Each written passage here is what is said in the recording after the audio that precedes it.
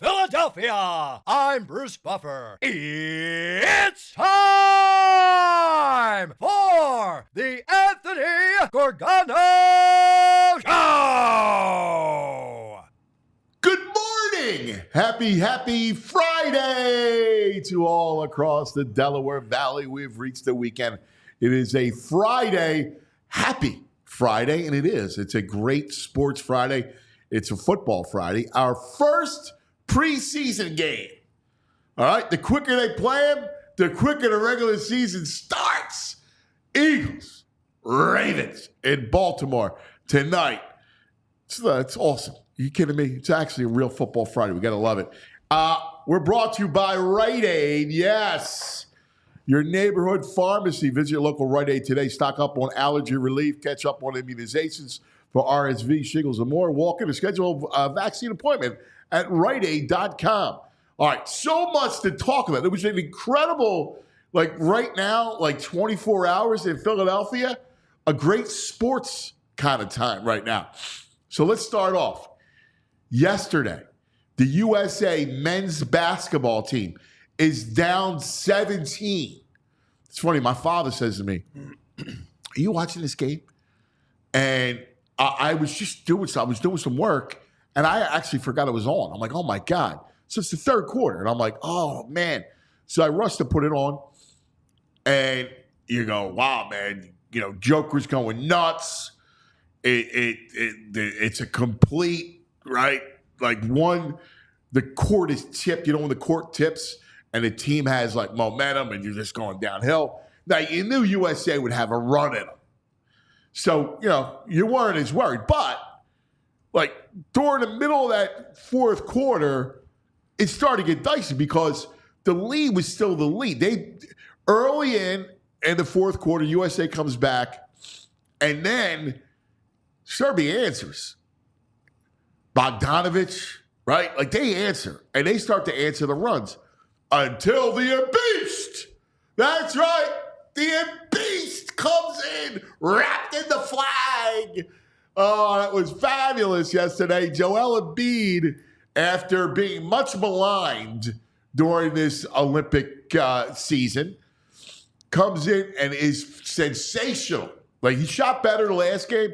He was incredible last night. And during that pivotal time, look, Curry was ridiculous, right? He had 36. He was all over the place. But Embiid had a huge moment, that stretch, when really he set up USA to grab the lead. They were up. Stormy was going up 7, and Joe answers with a shot to make it 82-77. Then he gets the three-point play to make it 84-80. That was a big answer, right? That three-point play, and then he hits another jumper. It's 84-82. And then the USA with Curry and LeBron take over and beat the Joker. It was awesome. I got to tell you, it was. I enjoyed it, and it whetted my appetite for the season. Embiid in that spot, playing with all those great players, able to pick his moments. I thought it was great for him. I thought it was great for him to kind of experience that, to have that kind of success, especially the way it started, right? The way the whole Olympic thing started. And then he came back and he was clutch, man. He came up big with all the biggest stars. And look, defensively, his presence meant something. Joker, when he was in the game, he didn't dominate like he had throughout the course of that game. But so it was a lot of fun, and watching Embiid draped in the flag, showed up big, helping rescue USA. I mean, they were about to lose that game. You think about it. Brad told me, I guess the brain said that they were 18-1, bring back 13-1, something like that. So they were a huge favorite.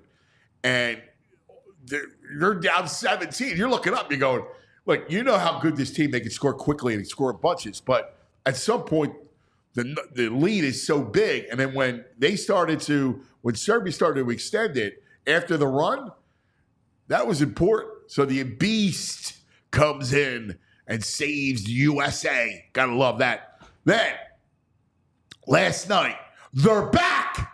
The Fightins.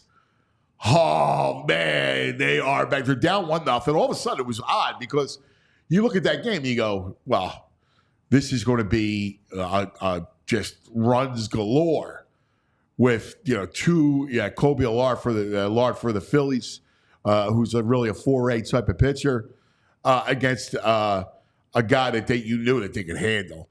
And except they couldn't. And it's 1-0 in the sixth inning. Finally, Bryce comes in, and Bryce gets it started. Phillies put up 3 to take the lead, 3-1. JT adds a home run. The bullpen, who was good, Estevez gets the save. A little shaky, but he looked all right. And the Phillies win 4 of 5. So they won on Sunday to avert the sweep against Seattle, right? They won the last 2 against the Dodgers. And then they win last night to start the 4-game set against Arizona. The Phils, they're back. Playing good ball. The bats are alive. JT, Bryce has gotten the hits. Schwarber was a beast the other day. So that bodes well as we hit this August piece for Red October. This bodes well that they're getting out of it. So that makes you feel good. And then yesterday afternoon, one of the great figures of Philadelphia, of course, BDN. The great Nick Foles announces retirement.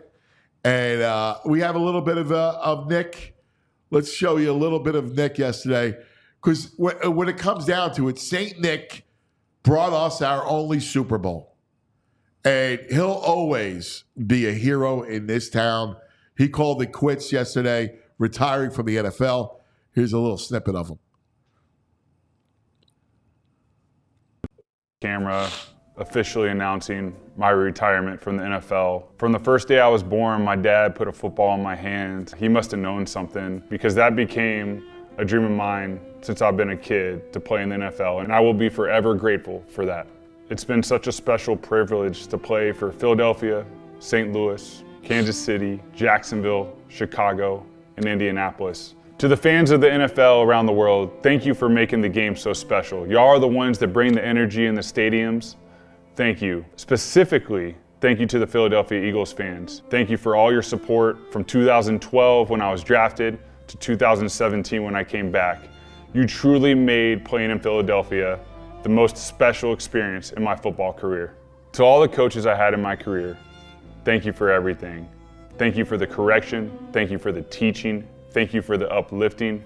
Thank you for being there for me throughout my entire career. To my teammates, to that bond we have in the locker room, going to work every day, being on the practice field, being in the weight room, being in the steam room, being in the sauna, having those conversations, that bond that lasts forever. I want to specifically thank Athletes First, Justin Schulman, my agent, and Austin Lyman, my marketing agent. I'm truly grateful for everything. I want to give a special thanks to my wife, Tori. You're the rock of the household. Thank you for guiding our family through the transitions, the conversations we've had before games, week of games. I want to give a special thank you for that. I want to thank my mom and dad. Y'all instilled in me a work ethic that took me to the NFL. The character traits y'all have, the hard work y'all have. Thank you for being that example for me. I want to thank my Lord and Savior Jesus Christ for allowing me to live a childhood dream. I've grown so much in my faith in this time. As I step away from this game, I want to cheer on the next generation of NFL players. Go out there each and every day and give it everything you have. As this chapter closes, another one opens. I'm truly grateful for my time in the NFL. I get to be a husband and a father. I have 3 kids at home that I get to be around all the time. I get to coach their sports, I get to be at their sports, and I also get to help them with homework, get to help them through tantrums, get to be there each and every day. So I'm truly excited for it. This isn't the end. I know I'll see you soon. Thank y'all. There he is, Nick Foles, saying all the right things, man. Nick Foles, and especially wanted to thank the fans of Philadelphia that have been with him since the beginning. Beautiful set.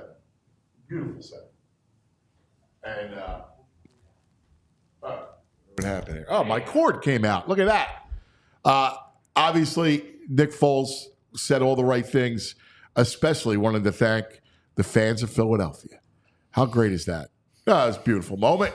Nick Foles. And tonight, the Birds get underway.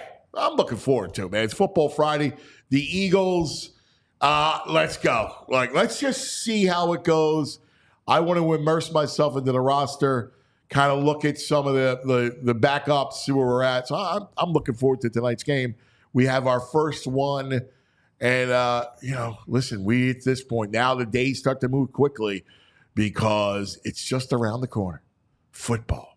All right, let's introduce our people. My man, VG. Violations Greg Caputo. What's up? Nick Foles. I was in a great mood until we watched that. Yeah, VG's in a funny mood today. I was feeling JP great. John Zabata. Buenos dias. What do you say, Johnny? Doing great. Nicky Foles retired. Oh, my dude, God. listen. He says all the right things. Did we need a 2-camera shoot? He's got 2 camera angles. He's got the music playing. Like, the music should have been like the Academy Awards cueing you to wrap it up. Oh, my God. He's thanking, like, the steam room, the show. I was like, oh, dude. But listen, it's his moment. He's retiring. Did he have a wardrobe person, too? My God. Yeah, but it's Tom his Brady's moment. like with his hand on a beach. Let's go. Wrap it up, Nick. We got you. Don't ruin. Don't tarnish what we think of you. You're the man. You beat the end. You're not violins and 2-camera shoot. You remember that defensive end? Was it Jared Allen? Who played for like the long time for the Chiefs. Remember, Jared Allen, yeah, Vikings. Yeah, remember his retirement video? Like he literally just rode up in a horse. He said goodbye, and then he rode off. Yeah. That was good. Like you want something like that, VJ. Yeah. I want to. Nick should be like in the steam room with like the waist up. Like you just see the waist up, be like, then I go to run, BDN out. Yeah. Well, she wouldn't thank everybody. Probably was Whatever. his marketing team that put that together. Thank the marketing team. I know. Listen, it was fine. And it's listen. I'll always The 2-camera drives me nuts. You just got beef. Listen. You got to be able to just put that aside. Like I hear you what you're saying. It is a little much. But yes, a little dramatic, overly dramatic. But the dude, in the end, I never thought in the world that he could do that. He's Nobody. And he is a legend. Yeah. So I say, dude, whatever you want to do, you are truly the go to Philadelphia.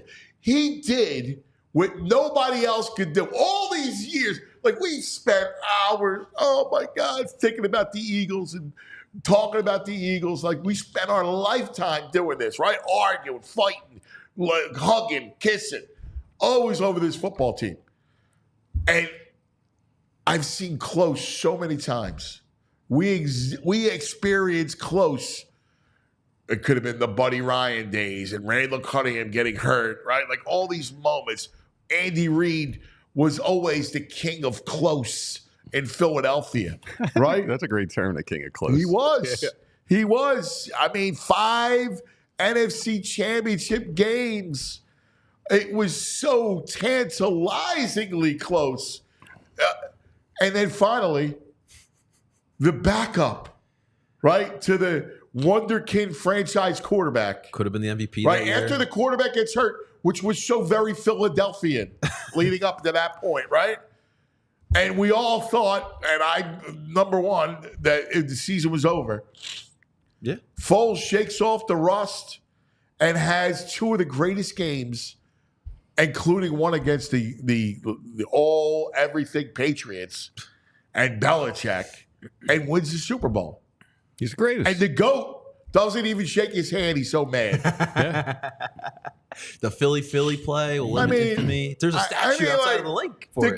The guy to me is like he actually embodies Philadelphia. Can you think, it's so odd, right? But he embodies it. Can you think of a more weirder legacy though? I mean, like this dude brought us to Super Bowl. I mean, obviously the year that's after. What I mean about almost embodying Philadelphia, because you're right. Weird. Like it's not like he was a superstar that finally broke through. He was a guy that was a borderline starter, right? Yeah. great backup, borderline starter. I mean, you saw all the teams he thanked. Best backup. I mean, he was all time. on. Yes. He's on half the NFC. It felt like. I mean, right? He was on a million teams, and he had some really good moments as a starter, but really was best suited as like a super backup, and that's what happened here.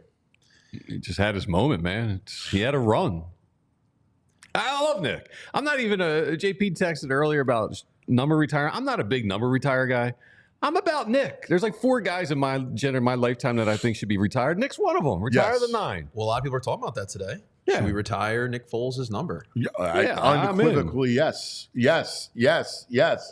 Nobody should ever wear that number because that number represents the only Super Bowl of the franchise. It's different. Obviously, Donovan was a better quarterback, right? But had a better career, numbers, the whole thing. But Foles, again, won the Super Bowl. And not just won the Super Bowl, but had one of the greatest epic games in the history of the Super Bowl. Right. He was incandescent. He's throwing dimes. Like they were Clement ball. Right. I mean, it was like ball. everything he threw between Minnesota was terrific. Yeah. Super Bowl, he was unreal. Like he outdid Brady. That is crazy. Outdueling the great one. Yes.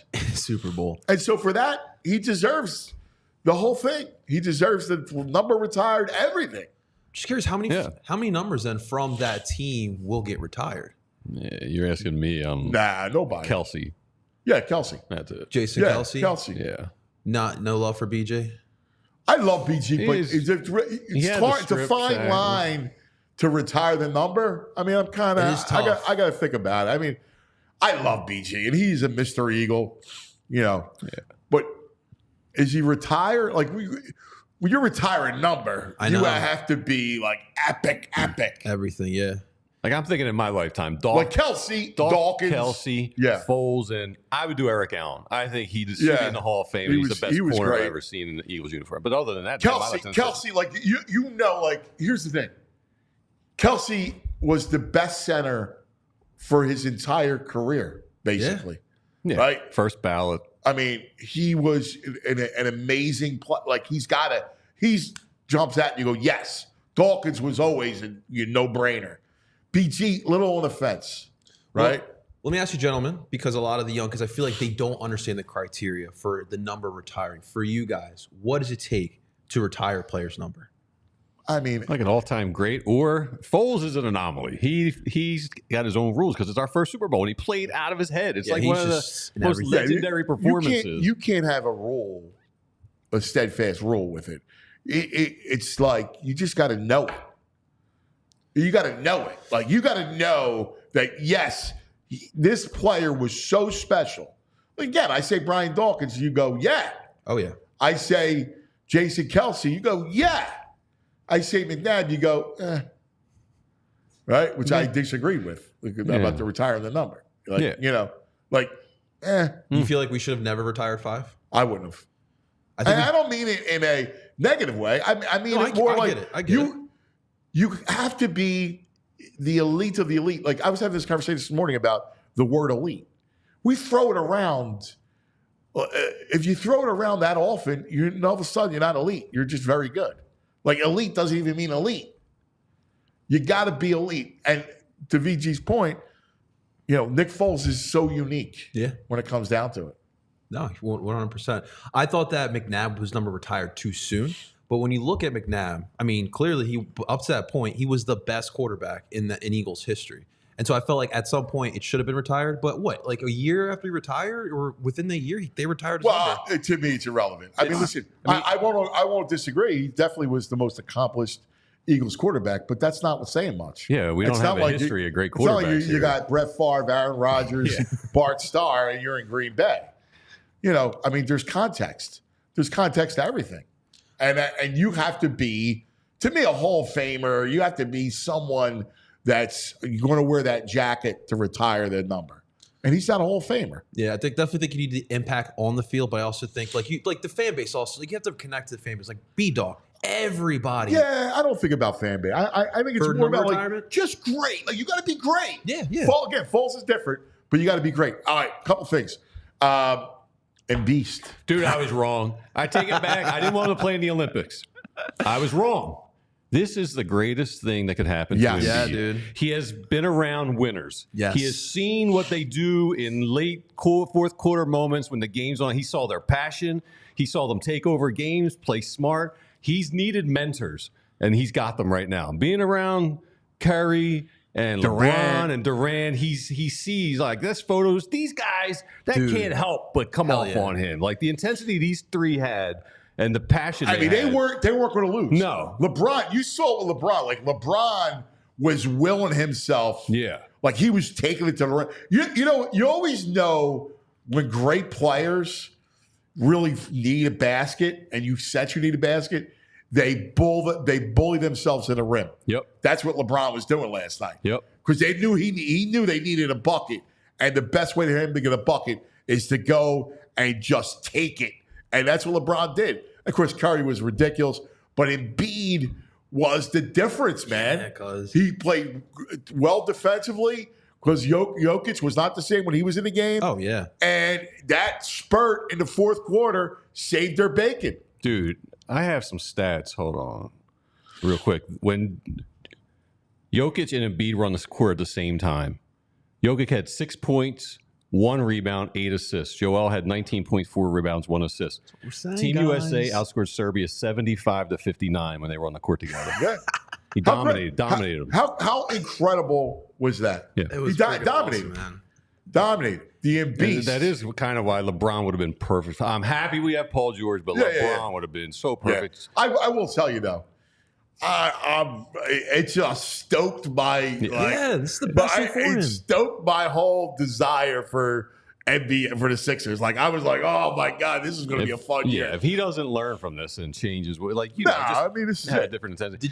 Did you guys see the clip with like one of the final timeouts and LeBron, getting the people together, like getting them riled up, and he's like showing love. He's like, Steph and Joe are carrying us. And when he said that, I was getting giddy watching that. Yeah. That was awesome. I gotta tell you. Dude, what about Melo? Yeah. Bogdanovich, Yeah, he's doing them, and then Melo's calling plays on the sidelines. They're rant dagger. Melo's like telling them, ISO, move over, and they're doing everything he's saying. It's crazy. Oh, here. One playing one-on-one. Looks like it's going to be Durant. Telling everybody, get out of the way. Durant. He'll take the long two with a hand in his face and cement his. Should be on the staff. He's one of the greatest international players we've ever had. Oh yeah. Yeah. Oh yeah. Well, his game translated. Yes. Oh yeah. His game translated so well to it. But I felt like $1 million about with Embiid, man. The fact that Embiid had this experience, It's the greatest experience. it'll mean the world for him. Yeah, if it like doesn't, listen, they got a real shot. Like I believe with this Embiid learning from this, taking from this experience, all those great players. yeah, it's got to rub off on him. Definitely. He's winning basketball, guys. He's such a like you read the numbers about when he was on the floor with Jokic, like that defensive dominance of the best player in the NBA, right? Yeah, like he dominated. that's what they say. Right? And he dominated defense, shut him down. Here's Vu Drew in the chat. Embiid's a playoff mope who shows up every now and then. Oh no! Come on, brother. He's a playoff mode. No. This team is so deep that Jason Tatum, who won NBA Finals MVP, can't even get a single minute in this game. I know. It's wild. It is wild. Man, love it's them wild. Celtics on the bench. Yeah, me too. And real quick, the Phillies are back. We'll talk more about the fight. Another They big sure win are. last night. Guys. 4-5 now. All right, Red October, baby. They just needed me to come back. We're back, baby. That's Thank it. God. That's it, brother. All right, let me tell you about Ace Hardware Home Services. Oh, you know Ace Hardware. Ace is the place for the helpful hardware folks, right? That's the jingle. Yeah, you hear in your head. You're watching. I don't know about you, but I watch all those. Well, every sporting event, there's always the Ace commercial, and you're singing it in your head. Well, guess what? Now they have home services. That's right. You got a leaky pipe? Ace Hardware Home Services are around the block with everything you need to fix it, including the person to do the fixing. You got an air conditioning issue? Got the person for that. Got a faucet you said you'd fix last fall? We got a person for that. Because now we're not just the helpful hardware folks. we're also the helpful home service and repair folks. From plumbing to heating and cooling, we've got the trusted pros to keep your home humming all year long. Ace Hardware Home Services. We're bringing helpful home. The helpful you love from the store now to your front door. That's right. Go to acehardwarehomeservices.com to get started on your next project. Listen, sometimes you need a guiding hand, right? You need some help. This is where Ace Hardware Home Services come in. Look, they're going to bring local experience, local plumbers, techs that handle everything from repairs and seasonal maintenance to installations and upgrades. They're going to bring understanding. They're listening to your goals, and the job's not going to be completed until you're satisfied. And they're going to bring helpful to your home so you can spend more of your time on the projects that really matter. Just visit acehomeservices.com. acehardwarehomeservices.com. Ace is the place. The helpful hardware, folks. That's Love it. Love it. All right, because now let's talk about some finances, because I know in today's day and age, it's a little bit of a touchy subject, and I also know that everyone is feeling it. But guys, you want to make sure that you have a financial institution that has your back and will help you through these tough times. That's why we're talking about our friends over at TrueMark Financial, ladies and gentlemen. And make sure you guys are budgeting for kids and sports activities with TrueMark Financial's money management tool. That's helpful, guys. It's available in their online banking/mobile app. So you guys can download it here for free today. If you want to be part of the TrueMark family, it makes it super easy to manage and monitor all your finances. You can manage family finances, including budgeting for kids' sports leagues. Create a separate budget category for sports expenses to track costs effectively. You can even involve your kids. That. Yeah, you can even involve your kids and teach them financial responsibility. Yeah. There you go, cuz. Guys, that's very important. Starting your kids with financial responsibility at a young age, cuz will tell you right away. That's extremely important. If you guys are going away, maybe you're going away tonight, Baltimore preseason game 1. You guys can start budgeting for those away trips as well. The mobile banking apps offer convenience for managing finances on the go. And we've all been there where we've lost or our card's been stolen. We have that mini heart attack. With TrueMark Financial, you have the ability to lock that card on the app. Makes it so convenient for all of us here. TrueMark Financial is federally insured by the NCUA and is an equal opportunity lender. If you guys would like some more information, one of two things that you can do.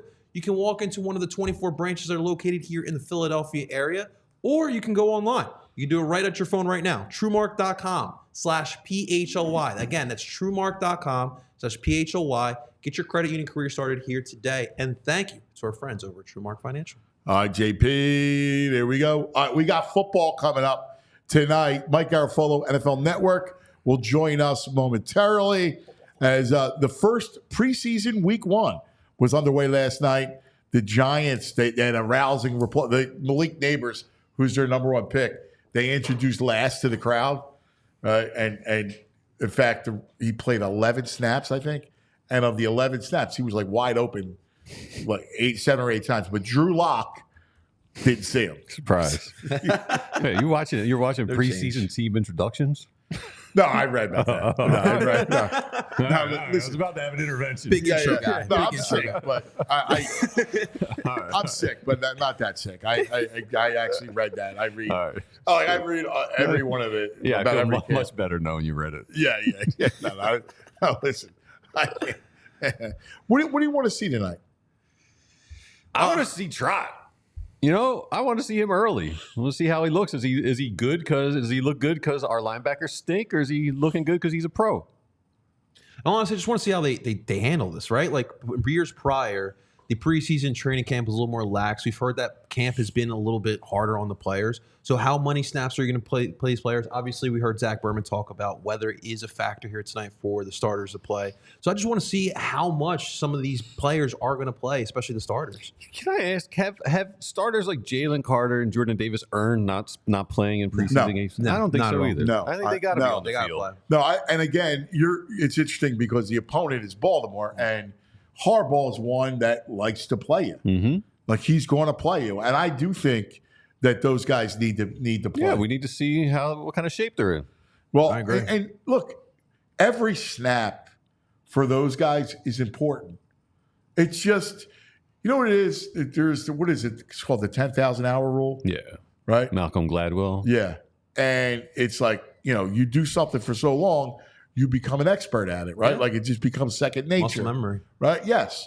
And so it works that way, obviously not 10,000 hours, but it works that way with snaps. The more snaps you just have under your belt when you're a young player, the better. And I do believe it. Listen, a guy like Jordan Davis needs that stuff, needs to play. I think this is an important. It's the Ravens. You know the mentality they bring. You know the intensity they bring. So this is a good time for them to start. The Ravens aren't going to come in soft. You just know that. Yeah. All right, let's go. Okay, Soon. you're ready. All right. Well, let's go to on the road right now. He is, I think, one of the greatest NFL reporters out there from the NFL Network. He is Mike Garafolo on the road to preseason. Michael! Hey, Steve's shoulder. Yeah. Good shoulder. All right. He well, was just there. He must have just disconnected. Yeah. all right, buddy. I listen, sometimes, especially when guys are in motion, because I think he's in the car, we're gonna have that sort of thing. So you just let us know when he's back. Yeah. Offensive line. I want to see is Becton playing a little bit. There's a bunch of question marks. See, and I always like to look at who pops. And listen, it may not mean anything. We've seen guys pop in preseason games later in the second half against third team guys and fourth team guys. But every once in a while, I like to see it because you never know when you do catch a gem. Are you guys all in? You watch the second half? I mean, I have to. I'll be producing tonight. So But I will DVR the game.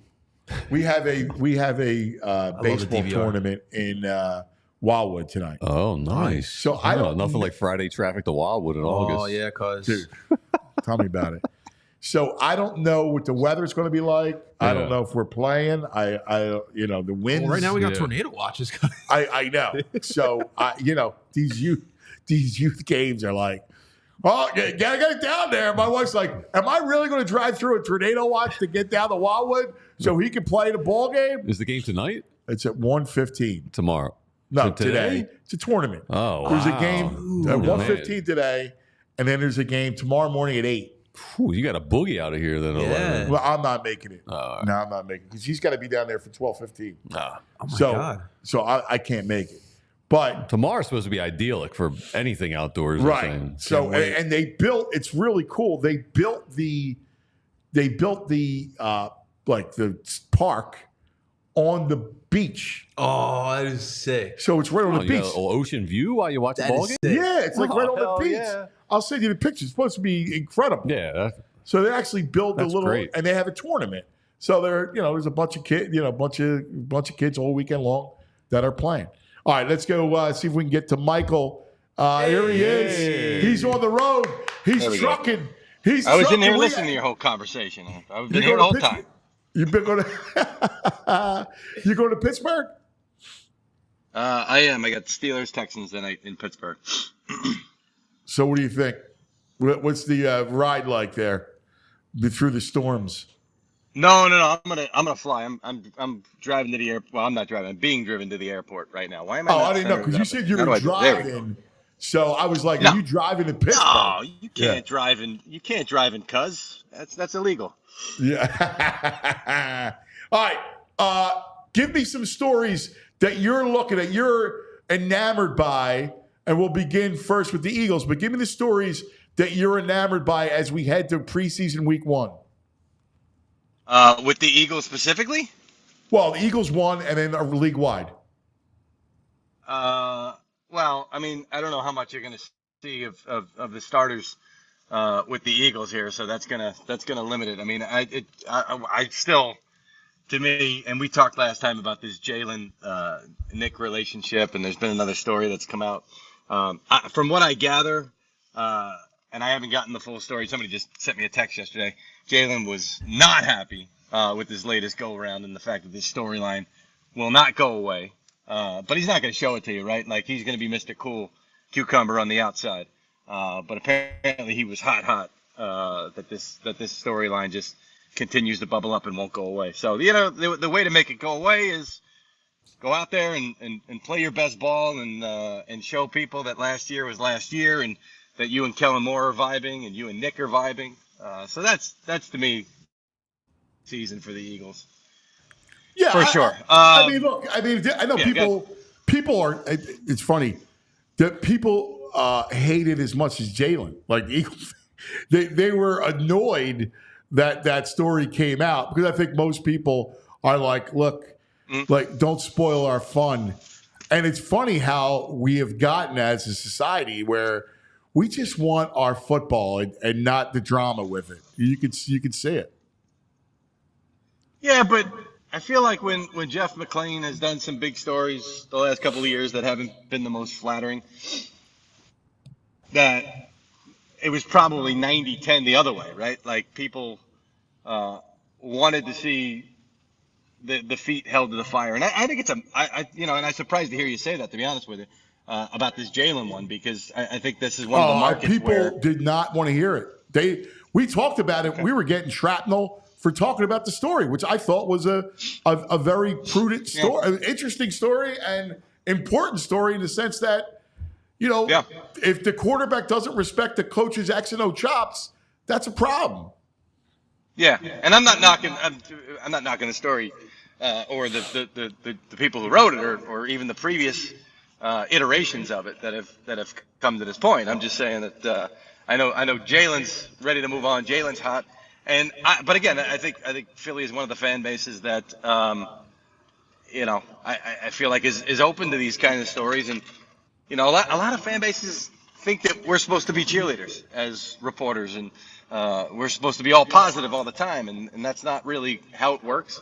And you've got to explore the warts and you got to hold people accountable. And that's kind of what, again, I feel like Philly is one of the markets that's good with that. So yeah, I mean, listen, I think that speaks to how bad last year was in a lot of people's minds, and the fact that they want to move on.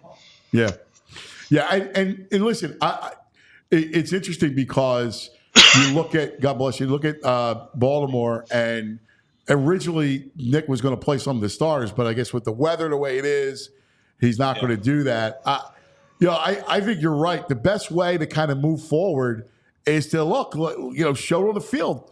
They should be good. Jalen, by all accounts, has had a terrific camp so far. Yeah, I mean the day that I was there, he was on point. It was early in training camp. I don't think the ball hit the ground very often, and you saw the interaction, and stop me if I mentioned this to you before. I mean, that day, one of the things that a member of the coaching staff said was, somebody made a mistake, and it was a ball John Ross by the sideline, and he didn't get that second foot down, and Jalen was right over there. Hey man, we got to get that foot down. That's a completion. It's there to be made, and we got to make the plays. And so he's about the finer details this year was the message that I was receiving. So I think he understands that, especially with a new offense. I'm here, I promise you. We're just going through a little, 1-9 Holland Tunnel. Hey, dude, overpass. I know that drive well, as you know. Go to the light. There I am. Go to the light. All right. So yeah, I mean, it seems to be the way that things are working for him. Is that it's about, what's being asked of us in this offense and what's being asked of us as players to make sure we're on point. So let's go around the league a little bit. And what's the Cowboys' stance that CD's contract is not a priority? How's that playing out in Dallas? That whole thing surprised me yesterday because they have made progress.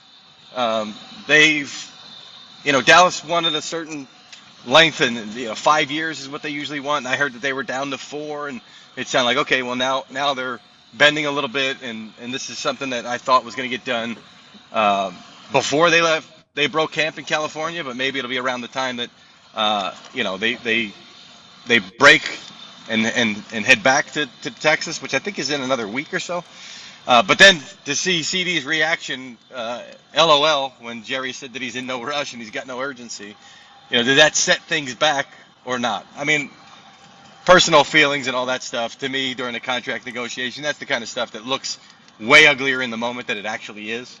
And once the deal is done, you see all these, bygones be bygones. So I still think it's going to get done well in advance of week 1. But now I wonder how closely we get to week 1 at this point. Yeah, dude, and just the whole drama that seems to always kind of surround the Cowboys. Yeah. How do those skill? How's that? When you look at their skill position, like the one thing I look at, and I mean, look, Cooks has always been a good receiver, but he's older now, and I look at their depth. Yeah, it could still fly though. Yeah, but I look at their depth elsewhere. You tell me, do they have a couple of guys that are going to poised to break out? Dallas is always a team that does well, not only drafting. Will McClay does a phenomenal job, one of the more underrated executives in the league, because nobody thinks of him as the GM or the personnel guy. They think of Jerry. But Will McClay does a nice job. And what they do is they draft and they develop, right? So they lean on guys. So a lot of times with the Cowboys, there's guys that are going to emerge that you and I are sitting there, well, I didn't do anything in the offseason. In their minds, they know they've got some guys that are going to step up and emerge. I know that they like their depth. They like their young guys, and they feel like they've got enough there that they didn't have to overspend in the offseason. So, we'll see. We'll see which of these guys wind up emerging for them. All right, you're going to Pittsburgh. Tell us about the Steelers. And when you look at, Russell Wilson, the fit in, I know there's a lot of people loving the way Justin Fields looks. Yeah, I mean, Justin Fields he's got unbelievable ability with his legs and his arm too. I mean, it's not a question of arm talent. It's a question of, can he see it? Can he read it? Can he manipulate defenses? Some of the same stuff we've heard about Jalen over the last couple of years, which Jalen has improved in those areas, or at least did before last year. And but and I've said this, when he gets out there for the preseason, and Tomlin plays his guys in the preseason. He's one of the guys that feels like you give us an opportunity to practice live football, to get ready for live football, we're going to take advantage of it. So, Fields is going to get out there and he's going to make some plays. He is. He's going to do some stuff, even if it's just with his legs, and it's going to be wow type stuff. I mean, I can't tell you how many times I've heard, defensive guys, even offensive guys, anybody who's seen him live the last couple of years, it's like that dude is special. So Russ is not anymore. I mean, he can still play quarterback in the league, but he's not that kind of a guy. So, Justin Fields is going to do some stuff on the field this preseason, perhaps starting tonight, which the weather actually looks okay there. It looked like the hurricane was coming up toward Pittsburgh. I said, oh, please don't be a sloppy weather game. I want to see this kid. Looks like it's going to be okay. I just, with Russ in the calf and Justin Fields showing that he can take coaching, that's another thing, and he's always shown that. He's never been one of those guys. I know they're very pleased with what he's been doing so far. So, I give him the way I reported it when I was there the first weekend of training camp was all Mike Tomlin ever said was Russ is in the pole position. He didn't hand him the job. He said it's a competition. This is a competition. And obviously with Russ not being able to get out there in the calf and Justin Fields impressing, he's got the leg up in the competition. Hey, Eagles are going to see Green Bay in week 1, obviously in Brazil. I love that team. I'm curious how they look in the preseason because, we saw them last year. Love looks great. What do you expect from the Packers? I expect good football, man. Matt LaFleur is a really good football coach. And Jordan Love, that contract maybe surprised some people. That contract's going to look like a bargain, I think, in a little bit. He played really good football last year. He's one of the rare occurrences of, I think, a guy who benefited by sitting. I don't really necessarily believe in that too much. I feel like guys are who they are, and it doesn't matter if you sit them or you start them like they're going to be. But I think that was the perfect situation for him to sit and the perfect kind of prospect to sit. And I think he's really developed and he's really grown his confidence. And, this is a talented team, a well-coached team. Josh Jacobs is going to be a big part of what they do, just like the Eagles. Giving Saquon Barkley that money, they're going to get everything they could. For teams to spend that way, they're going to get everything they possibly can out of Josh Jacobs and Saquon Barkley. So I'm looking forward to see how they use Jacobs this year. Yeah, that's going to be good. All right, Mike, listen, great stuff as always. I love the fact I'm so excited, man. We got our first preseason week 1. All right, and then the next thing you know, season will be here. Like this is it. Yeah. I'll give you one more bonus one on the way up. And I should have mentioned this with the Steelers because they've been mentioned with Brand. I think we're finally close to a resolution in the Brandon Aiyuk situation. I truly, honestly believe that. Really? So Aiyuk, so he goes back to the Niners. Everything's good. It's on the table. That's on the table. Yeah. I mean, there's work to be done for that to happen, but I think it's down to either Pittsburgh or back to San Francisco. But I've been saying I think he winds up in Pittsburgh, but I don't know how it goes. I think that they're at the point now where San Francisco and Aiyuk, both sides are like, look, this is ridiculous. We need a resolution here one way or another. So we'll see. All right. Well, that's interesting. Mike, great stuff. You're the best, buddy. Be careful on your journey. All right, buddy. There he is, NFL Network's Thanks, Mike Garafolo en route to get ready to go to Pittsburgh. So Aiyuk resolution. Steelers are back to the Niners. That's huge. Yeah. For if you take Aiyuk off of the Niners, I think they had that come down year too. Niners? Super Bowl hangover type thing. McCaffrey's got a couple lingering issues in training camp right now. He's been locked for 2 years. Don't you see that? I mean, I wouldn't be surprised. I don't think they have a big year. No. Yinzers, do us a favor, please. I think they have a come down. So it's the year of Birds, Packers, Lions, Rams, maybe? Yes. Black and blue.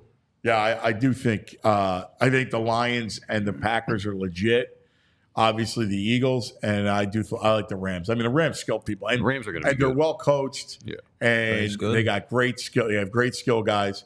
Be interesting if Aiyuk goes to Pittsburgh. Yeah, I wonder Aiyuk if and George underbet. Right. Aiyuk and Pickens. Yeah. That's some nice. And all of a sudden, maybe Fields comes into his own. Who knows? Because I think Russ is cooked. Yeah, for sure. Yeah, I know a lot of Steeler people. In fact, I was talking to somebody the other day, and he said that he's hoping that Fields wins the job. And he looks terrific. That he gives him a dynamic that he wins the job. Yeah, he's hungry. Don't like the way I ended in Chicago. So, all right, time out for the brain. Red, the brain finder. The brain brought to us by the Parx Sportsbook Casino app. Brain, the daily grind. What do you say, buddy? Week one of the preseason. I got to wrestle a little bit with Mike talking about Justin Fields. I got to tell you, for the life of me, and I really mean for the life of me, I don't know. You know, they always make jokes if someone has pictures of someone to keep them in the league or whatnot. Justin Fields, the way people talk about this guy, I would have thought he was a combination of Peyton Manning, Patrick Mahomes, and someone else hasn't been crazy about how good he was by the way people talk about him. And then when Bears fans were like, we're going to get 2 first-round picks from him, I literally said, first-round picks? I go, if you get a 5th-round pick for this guy, I'll do cartwheels like Mary Lou Retton. He got a 6th-round pick. Why do people talk about him like he's a superstar? Because he's fast?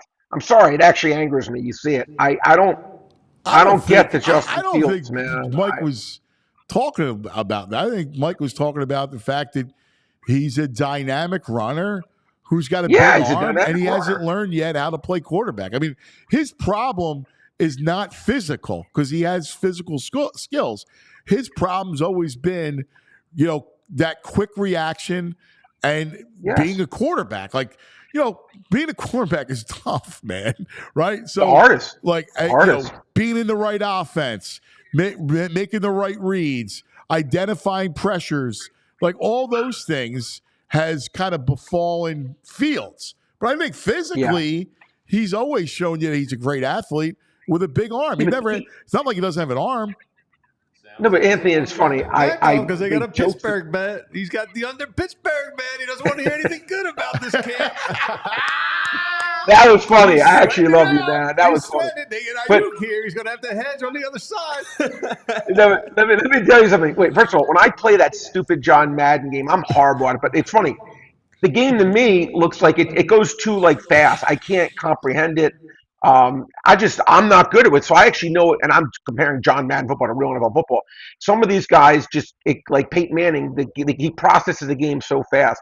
I don't know if you just learn that. I don't know if it's just one of those things that you can, yeah, the guy's fast and he's a great athlete. There have been a ton of players in the NFL who are fast and were great athletes, but they weren't great quarterbacks. And I just hear people talk about Fields like he's some MVP winner, and I think I just don't got a hear 6 that. round I'll be pick. honest with you, brother. Oh, I hear it all the time. I don't hear it like that. I hear it like he's got, like he still has some potential. Which, listen, I agree. I would take a flyer on him. Like, I think, again, if you could. I don't mind taking a 6 round pick for him. That doesn't bother me. But right, like when people he's were big, talking about it, he's fast, and he's got an arm, right? Like, so. Would you rather have him or Kenny Pickett? What's that? Would you rather have him or Kenny Pickett? Fields, yeah, I know Fields that because at least he's. By the way, I like Tanner McKee more so far than Kenny Pickett. Yeah, it's fair. It's very fair. I like Tanner McKee. I don't, again, it's preseason, everything else, and he's not a pedigree guy, but I like his skill. He's big. He throws a nice ball. He seems to have some poise back there. I don't know. If the Steelers do get Aiyuk, by the way, and then they have Aiyuk, Freiermuth, Pickens with the 2 running backs, and if Fields is the quarterback, and if they do not play well, I can never hear anyone talk about the guy again. Because if they had a legitimate wide receiver, because they are a wide receiver short. They don't have, they really could use an Aiyuk. I actually think it would be a great fit for the Steelers. I think it would help their team actually tremendously. I know we were just talking about this. Let me ask you. Do you sense a downturn from the Niners? Because I feel I bet they're under. Yeah. Absolutely bet they're under. Yeah, I did bet they're under. Listen, and by the way, Anthony, you get it, the highest level. So many of these things also, like the NFL is so hard, right? It stands for not for long. Christian McCaffrey already hurt. Does that mean he's going to be hurt during the year? Probably.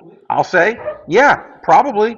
And he's such an incredible, vital part to that team. Deebo Samuel always gets hurt. George Kittle gets hurt a lot. They were fortunate last year. They didn't really have those kind of injuries. You take some of these guys off that team, and you take Aiyuk, who's the one guy who stretches the field. I think they could go to 9-8. I wouldn't blink an eye. I really wouldn't. I think it's gonna be very hard for that team to win 12 games. Yeah, we saw from the Eagles last year about that Super Bowl hangover, how real it is. For real, yeah. Like I'll take your Packers team and Lions something team about it that affects you. If they lose Aiyuk, I'll make a gentleman's bet that both Detroit and Green Bay finish with a better record than San Francisco.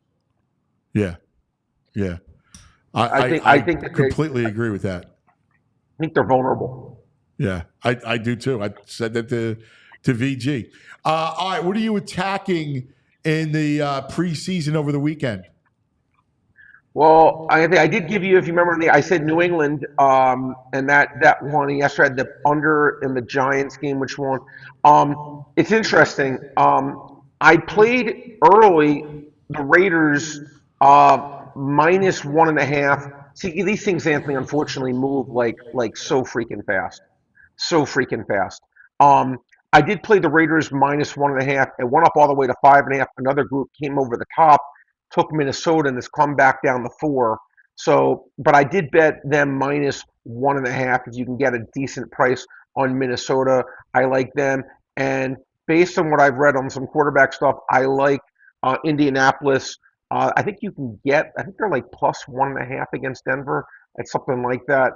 All the NFL is preseason, again, Anthony, and I'm always texting you, is about information and like knowing like what the quarterback rotations are going to be. Now it's funny, a team like Pittsburgh, if they were to play Fields, like Fields would be in a preseason like the best guy you could ever roll out there, in my opinion, because you want mobile guys. They can make plays because it's so hard to score in these preseason games. The totals are inherently incredibly low. Eagles game tonight. It's interesting. I did bet the Eagles with the money line plus $1.40 when it came out, but now they're actually favored. So now I'm more neutral on it. And the weather, Anthony, what have you heard? I was hearing Mike talk about it. It's not going to be as bad potentially. I know he was talking about Pittsburgh. No, that was Pittsburgh. Baltimore, it's still same thing. Baltimore. It's why Same thing. It's why the Eagles They're not going to let it start. are kind of iffy about like I think they wanted to play. I know they wanted to play their starters. But I had a bet with on the kind of field, they're not going to do it. Yeah, and listen, as we know, is that obviously Harbaugh takes winning the games themselves like is a very serious matter for sure. But I actually love. I don't know about you, Anthony. Like I enjoy watching the preseason. Like I don't care about NBA preseason or any of that or hockey preseason. I really don't. But when it comes to like NFL preseason, I know some of these guys won't play, but I really do like watching, seeing if there's like a guy, maybe a hidden gem there. I like to see how I said the same thing. I think I used the same verbiage too. That right. Again, but VG was laughing at me. No, I. By the way, have you guys talked about? I know Anthony and you were texting about the Olympic game. I was going to bring it up to you. The USA, the Beast, Joel, USA, Embiid. I mean, well, listen. That was obviously when they were down. He's a traitor. What? Brad, didn't he have Serbia? No, I did. I mean, what was the line? 16, you say? 16 after 17. I got some 17, some 16 and a half. But, listen, that's not being, and I did bet, and I did bet live at the end of the third quarter. I did bet Serbia -4 at the end of 3. Lost that one, but I won the game. But I was still rooting for the USA. Actually, I rooted for the USA ahead of my Serbia -4 bet, guys. So that can't be a violation, Greg. I can vouch for you. I was texting you. Because you were saying it. We were talking about how great it was for Embiid. I wanted to lose. I wanted to lose bet, but I thought down 13-3. I'm like, all right, getting 9 points here in one quarter. It's not easy to win a quarter in that level and that kind of pressure by double digits. It's really not. I give them a lot of credit that they were able to.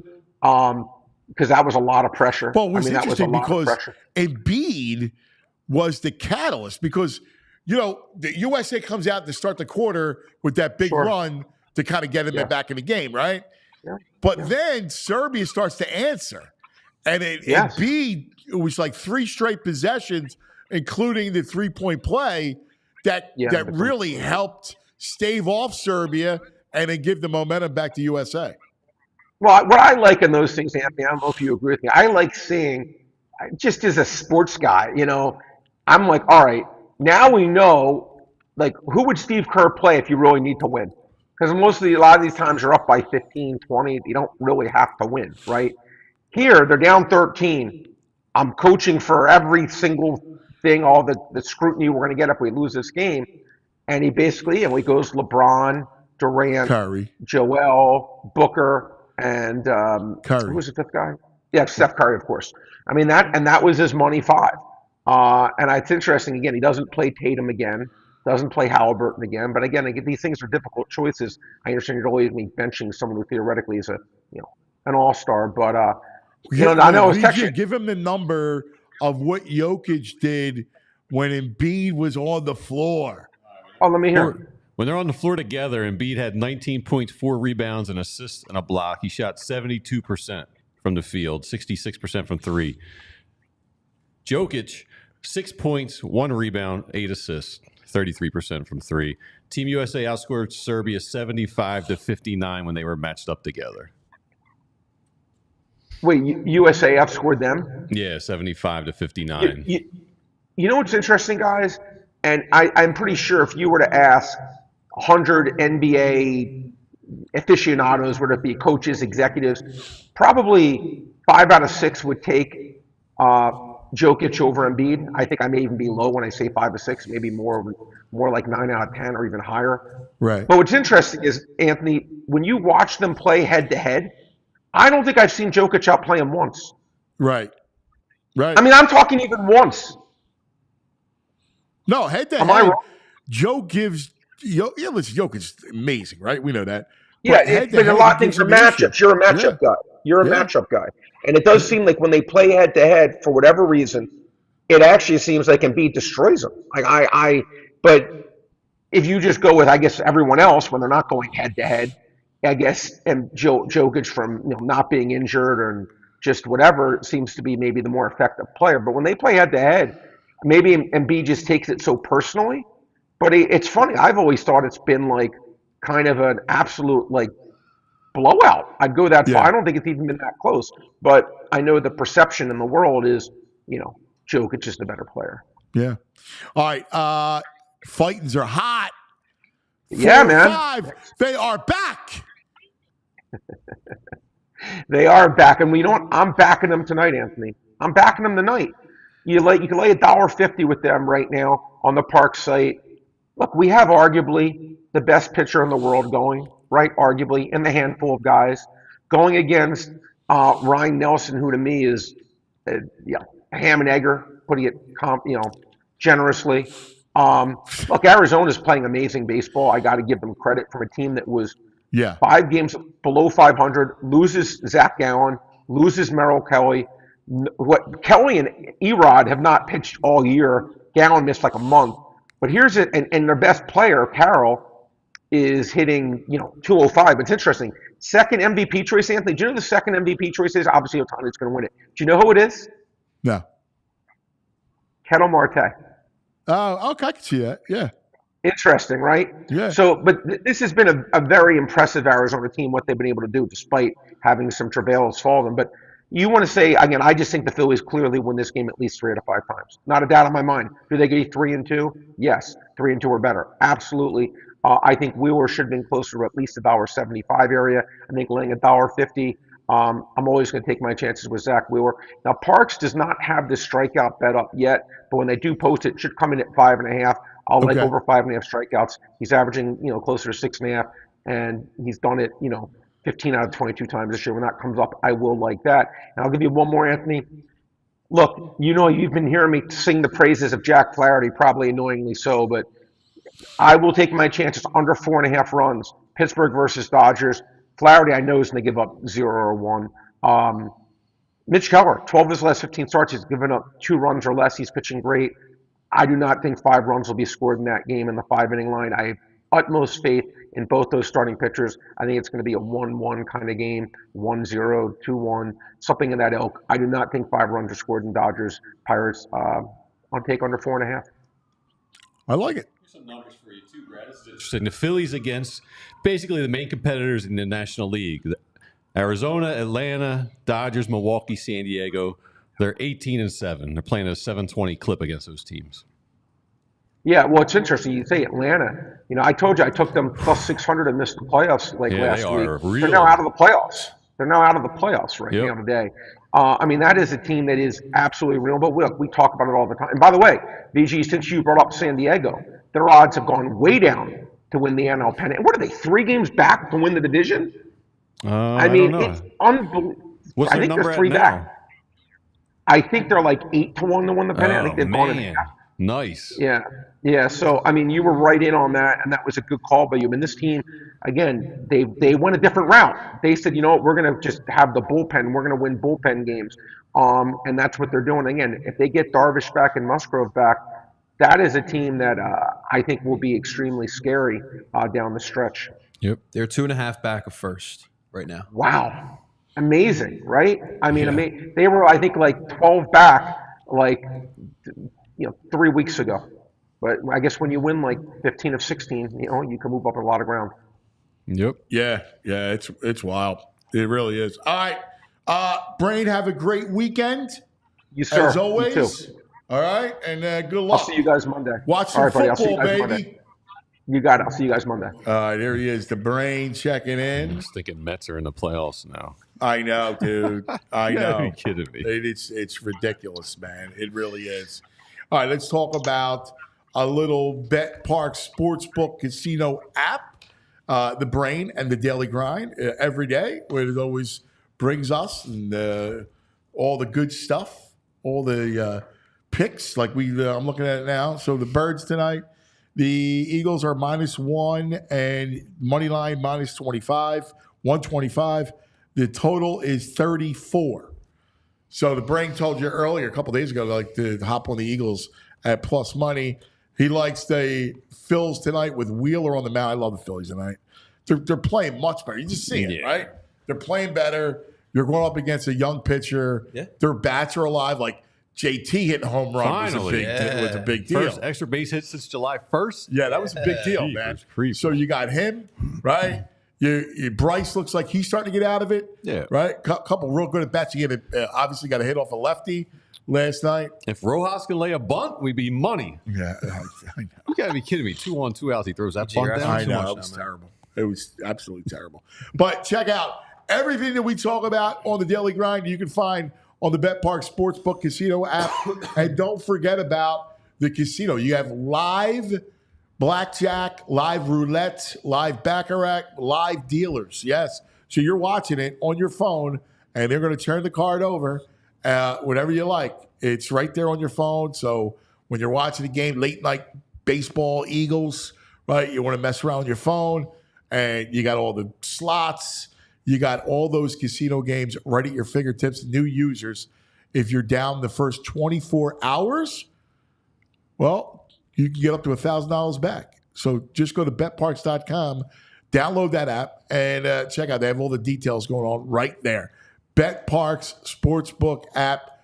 If you have a gambling problem, call 1-800-GAMBLER. All kinds of great stuff on sports and everything else. You got to be in PA, New Jersey, Maryland, Ohio, Michigan. You love to play. You bet to win. BetParx. Alrighty, cuz. Listen, guys, for all my people who are in charge of hiring and looking for people, I want you to listen up, all right? Because we always expect our teams to find the best players. And you as an employer need to find the best employees, and there's only one way to do it. It's with our friends over at Indeed, ladies and gentlemen, all right? We're driven by the search for better. But when it comes to hiring, the best way to search for a candidate is not to search at all. Isn't that crazy? Don't search, just match. And you match with Indeed. If you need a hire, you need Indeed. Indeed is a matching and a hiring platform with over 350 million global monthly visitors, according to their Indeed data, and a matching engine that helps you find quality candidates fast. Ditch the busy work. Use Indeed for scheduling, screening, and messaging so you can connect with candidates much faster. And Indeed doesn't just help you hire faster. 93% of employees agree Indeed delivers the highest quality matches compared to other job sites. And this is according to a recent Indeed survey. So people are agreeing that Indeed is the best place to find a job. And that's why for you as an employer, you take advantage of this. And listeners with today's show will get a $75 sponsored job credit to get your jobs more visibility at Indeed.com/AllCity. Again, that's Indeed.com/AllCity. You right now and support our show by saying you heard about Indeed on our podcast here today. So go over there. Make sure you let them know that the Anthony Gargano Show sent you over there, and you can get your $75 sponsored credit. You can find people much easier, much quicker. Again, Indeed.com/AllCity. Terms and conditions do apply. You need to hire. You need Indeed, ladies and gentlemen. All right, JP. Thanks, buddy. All right, it's our daily training camp report here at the 10 o'clock hour, which is brought to us by BetParx and the Sportsbook app. So we go to Bo. That's right. From the All PHLY Eagles show, our buddy. He does such a great job with Zach Berman. Bo Wulf. Good morning, Bo. How are you, pal? Getting ready for the game tonight? Good morning, cuz. How we doing? Good. I'm excited, man. It's Football Friday. It's like a real Football Friday. It's a real Football Friday. We don't get a lot of Friday games, although it's good practice for week 1. Yes. Yeah, that's right. That's right, because we play on a Friday night. What's your so what are you looking forward to? Let's get right to it. What are you looking forward to watching tonight? Yeah, I think my guess is that, we're not going to see Jalen Hurts play, and we're not going to see like the most important players on this team play. But there's still a lot of things that I'm curious about. Zach and I talked about it on the show yesterday, but for me, it starts with the linebackers because we don't get the chance to really, truly evaluate linebacker play in training camp because it's not live, because they don't hit. So I'm curious if Devin White and Zach Bond are going to play, and if so, how do they look? Zach Bond has gotten the most reps with the ones over the course of the summer. I do think that Devin White is the guy who is definitely going to be one of those two linebackers just because of what he's getting paid. But Zach Bond has never really been an every down inside linebacker in the NFL, despite the fact that he was a third-round pick with the same regime for 4 years. So, that's still a bit of a projection. Let's see what his instincts look like when it's live. How does Nakobe Dean look? How does Jeremiah Trotter Jr. look? I have told you before that I think long term there's a better chance of Jeremiah Trotter Jr. being a starter on this defense than maybe even Nakobe Dean the second half of the season. So let's see how those guys look. Quinion Mitchell, want to see how he looks. Does he get a lot of time inside like he's gotten over the course of the past week or so? How does he look on the outside? I think he has been one of the big stories of the summer so far. He has looked awesome. Let's see if that carries over. You want to see how the backup quarterbacks look. Kenny Pickett and Tanner McKee, are they moving the ball? If it looks like it has looked over the course of the summer, Tanner McKee will get the ball out quicker, will read the defense and know the offense better, but Kenny Pickett has a little bit more of an ability to make splash plays. So let's see if that carries over. How does the offensive line look? Is Mekhi Becton handling things at guard in his first time, really playing that role? Same thing for the defensive tackles. I want to see all of that stuff. All these guys who have a chance to win jobs or win starting jobs with the bullets live, when we're actually tackling, how do they look? Tell me about Nolan Smith. I'd love to tell you about Nolan Smith. I haven't seen, he has like a few splash plays. This is one where I find that, if you're listening, if you're, finding out what other beat writers are saying, they will tell you that like Nolan Smith has had these big days. He had some big days last summer and it didn't carry over. Like Nolan Smith is actually a perfect guy for, let's see what he does in the preseason, because practice, his athleticism can flash. He can make some stuff happen around the edge, but he couldn't get on the field last year. He sort of disappeared when it was real football. I know that you expect a nice jump from year one to year two. He has to be part of that edge rotation, even if they're going to rotate a little bit less. But I got to see it. I got to see it when it matters for me to really believe. Yeah, I am curious because this has to be the year where he pops. I mean, there's opportunity for him off the edge. Like you're now, what's year three? Like year two. Year two. Yeah, wow, it's year two. It feels like he's been here. It's so bizarre. Now should be the time he pops, no?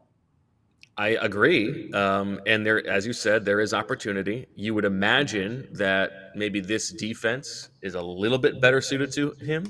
But, there was a play in practice the other day. There was a series of two plays where, he's on the edge and they're in like a base defense and he's covering Britton Covey in the slot.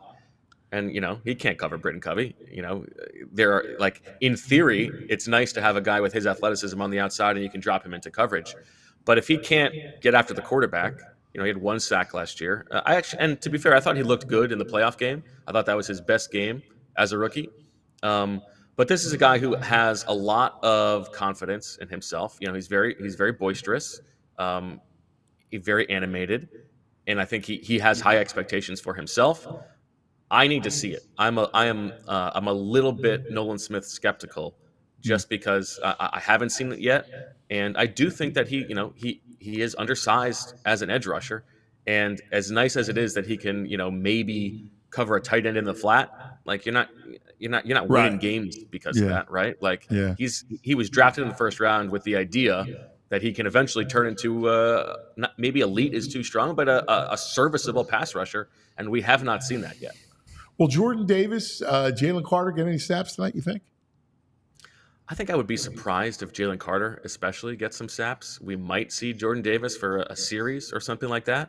I don't think that would be a shock. Now, Vic Fangio has said he wants these guys to play.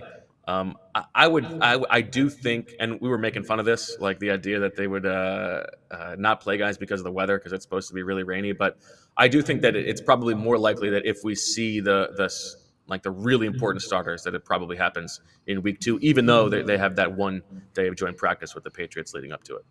Yeah, I just think those kids, those guys could use snaps. Like those guys need reps.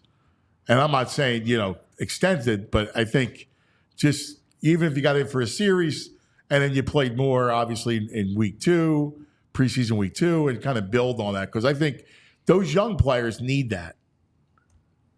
I think you're right. I mean, now Jordan Davis, he's played plenty in the league. I would be less worried about him than I would have a Nolan Smith, a guy in his second year who couldn't really get on the field as a rookie. Yeah. So, I would like to see Nolan Smith. I'd like to see, Quinion Mitchell. I'd like to see even Nakobe Dean, because this is a guy who has had such an injury history that his bank of reps in the NFL is not as big as you might expect for a guy in his third season. So I don't disagree with that.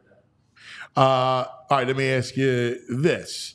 Mike Garafolo said a little bit earlier today that he heard that Jalen was seething at that story, at Tim McManus' story that came out, the ESPN piece with Jeremy Fowler, and then he was really upset behind the scenes. Like, he was pretty cool with the during the press conference, but I guess he was seething that the story came out. That's interesting, and it doesn't surprise me. And I do have to say, the way that he acted in that press conference, the thing that bothers me about Jalen when he does that is that Jalen is a smart guy. Jalen is very smart, and when he plays dumb, it's like, what do we do? Like, the idea that he would have gone into that press conference and not known about that story, like the PR staff wasn't going to tell him that story. I mean, give me a break, right? Right. And like the playing dumb about, well, why does this matter now? I understand like the strategy of making the media defensive, I guess, but like, let's be grown-ups here. And if you're talking about the Sirianni culture of accountability, like Nick is wearing it, right? He did it in front of the team, and it doesn't publicly. Jalen is not being accountable about that stuff, and it doesn't surprise me, because Jalen wants things to be very insular. He doesn't want anything to get out. He doesn't want to give the media anything. So the fact that, palace intrigue stuff involving him was reported, that doesn't surprise me at all that he would have been upset about that. Palace intrigue. You know what's funny? It's storming out right now, and it's like this teeming rain and winds, and the building very well. So Skeeve, our producer, Skeeves, Andrew Frazier, I'm watching him, and he's backing up over there because he's expecting like a funnel of wind to come in at any moment, ship him out. The windows are closed and the shades are blowing from the wind. I'm going to tell you what. One time when I was a senior in high school, we were sitting in class, right? And I was sitting by the window. And the window was papered over. It was like construction paper outside, because it was under, there's like an overpass between these two buildings. And they were doing construction. They had like this false roof. And we heard like a little bit of a rumble, like, what is that? No big deal. All of a sudden, the full wall size glass explodes into the room, hits me in the face. It almost took out my eye. Oh my God. And because the construction thing had collapsed, and there was this like cascading effect. Now the teacher, I'm going to throw him under the bus, Mr. Wyman. It's the first guy out of the room. Like, what are we doing? Like, watch out for the kids. This guy's looking out for himself. Like, it's every man for himself. He bailed. And I just calmly, he pulled the Costanza. I'm bleeding out of my face. Like, wow. And the teacher bolted. The teacher bolted. I'll never forgive him. Boo that man. Yeah, what's his name again? Mr. Wyman. Mr. Wyman. Oh my God, that's a Costanza move. What are we doing? That's terrible. Leaving poor young Bo bleeding eye, like shocked, shell shocked. The flap of my face just. Was it a public school or a private school? It was a private school. He's probably making a little bit of change. Yeah, no, he should have. No, I don't care. Whatever, public, private, whatever. You got to be. You got to stay with the kids. The kids come. We got to go down with the ship. Responsibility. Kids come first. No, wait, you got to take care of yourself first. Then you can take care of the kids. Isn't that what they say with the oxygen drops from the airplane? Yeah, he can't take care of the kids if he's out of the room. He bolted. He's letting the first responders know where you are. You think the Olympics? You think the Olympic sprinters run fast? You should have seen Mr. Wyman get out of that room. The fastest 40-time Bo's ever seen in his life. That's horrible. Hey, Bo, is John Ross alive? Oh wow, that's a good point. I mean, he's alive. Yeah, he's out there, not doing anything. I think it's an uphill battle for John Ross to make the roster, but I also think there's a good chance he lands on the practice squad. You can always use somebody on the practice field who's got speed like that. In terms of like giving you a look for the other team, but in terms of like giving the Eagles a half version of Quez Watkins, I'm not so sure he's going to make the roster. Does he even look fast? Yes and no. Like Wow. He ran like a 4.2. Yeah. Yeah, he looks fast in a straight There's line, football- there's and he football can stretch the speed. field in that way. But he's not like in and out of breaks with super juice. No super juice. Yeah, you No got super to get the juice. super juice. Yeah, you have to. Offensive line you touched on with Becton. I think that they would prefer Becton win that job. I think they like him inside. Yeah, this is another one where everybody's hemming and hawing, like, oh, we're going to see how this rotation goes. Like, once Tyler Steen is a full participant, maybe he's going to get back involved. I'm sorry. I have been watching Jeff Stoutland practices for a decade now. He doesn't give out the individual drill line depth chart snaps for free, okay? Those things are absolutely like the most important thing to him. They are like working through step by step the surfacing of these blocks and how they work together. It's over. Unless Mekhi Becton gets hurt, he is the starting right guard week 1. Like, it's done. Yeah, I thought the same thing. And the other thing I think they like Steen better outside as a tackle. I think they prefer him down the line to step in, and I think they believe that there's an emergency, he can come in and play tackle for you. Yeah, that doesn't surprise me. And you know, I've been talking about this since the spring. At no point has what the Eagles have done matched what they have said about Tyler Steen, right? Last year, drafted in the 3rd round, they give him a shot at right guard. You know, Juergens is the guy. When Juergens goes down, instead of it being Tyler Steen, they go to Sua Opeta. And I like Sua Opeta. They didn't even like Sua Opeta enough to re-sign him in free agency. So it's not like they viewed him as some guy Steen couldn't get over. And then they're trying to draft an offensive lineman in the first couple rounds. They bring in all these guys for pre-draft visits, guys who would have stepped in right away at right guard week 1. Nick Sirianni can't remember Steen's name at the owners' meetings, right? Like, this has been like presaged by the Eagles by what they've done, and then they don't draft a guy. They sign Tyler Steen right away, or Mekhi Becton rather, sign him right away, and let him play guard in the spring. Like, this has been, like, if you were really paying attention, this should not be a surprise. And now that they're both healthy, and Becton is playing with the 1s and Steen is playing with the 2s, what you're going to see next is, as you're saying, Anthony, I think next week, as long as Mekhi Becton stays healthy, you're going to start seeing Tyler Steen get reps at right tackle and left tackle so that they can prepare him to be the game day swing guy. Hey, last thing, because Tanner McKee is a guy, I like his skills, right? You know, I like a McKee. I'm with you, cuz. Right? Like, we're and he's Mr. Preseason, and I get it, but I like him, dude. Like, he delivered, like, he's poised. He's a good athlete. He's got a nice arm. He's got good arm talent. I like him. I like him more than I like Pickett. So do I. He throws a very catchable ball. He gets the ball out on time. Like, he trusts his receivers. He reads things. It has been very clear all summer that he has a better grasp of the offense than Kenny Pickett does. Now, there's obviously carryover from last year's offense, so you probably should have expected that, even though Kenny Pickett has been in the league longer. Kenny Pickett can make a few throws on the move that Tanner McKee probably can't, especially rolling to his left. Kenny Pickett is more athletic, no doubt about that. But I like Tanner McKee, and to me, you know, as long as Tanner McKee looks good the next couple preseason games, if somebody has an injury elsewhere at quarterback with their 1 or their 2, I would not be opposed to the Eagles just flipping Kenny Pickett and letting Tanner McKee be the number 2, and then they can go find some guy to be the developmental number 3. Are we okay with him as the number 2? You don't want an experienced veteran on this roster? I'm fine with that.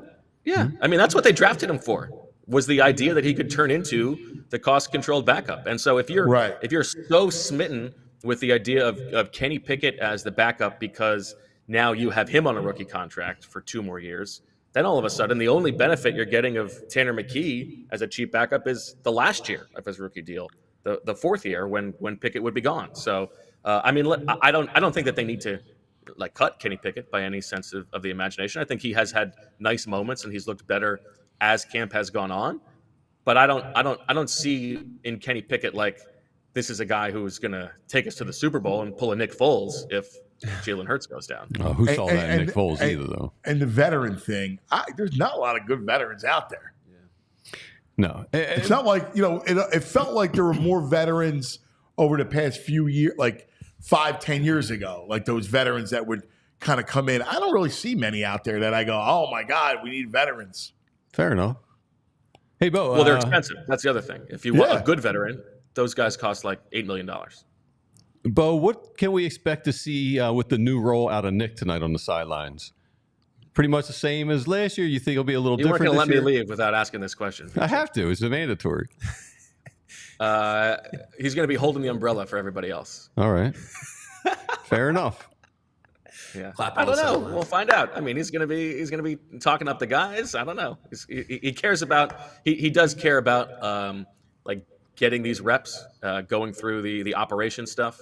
So I'm sure he'll be fired up. But one thing sure I was whatever curious it is, about last year there was a lot of talk mentioned whenever Jalen came off the field of no one coaching him.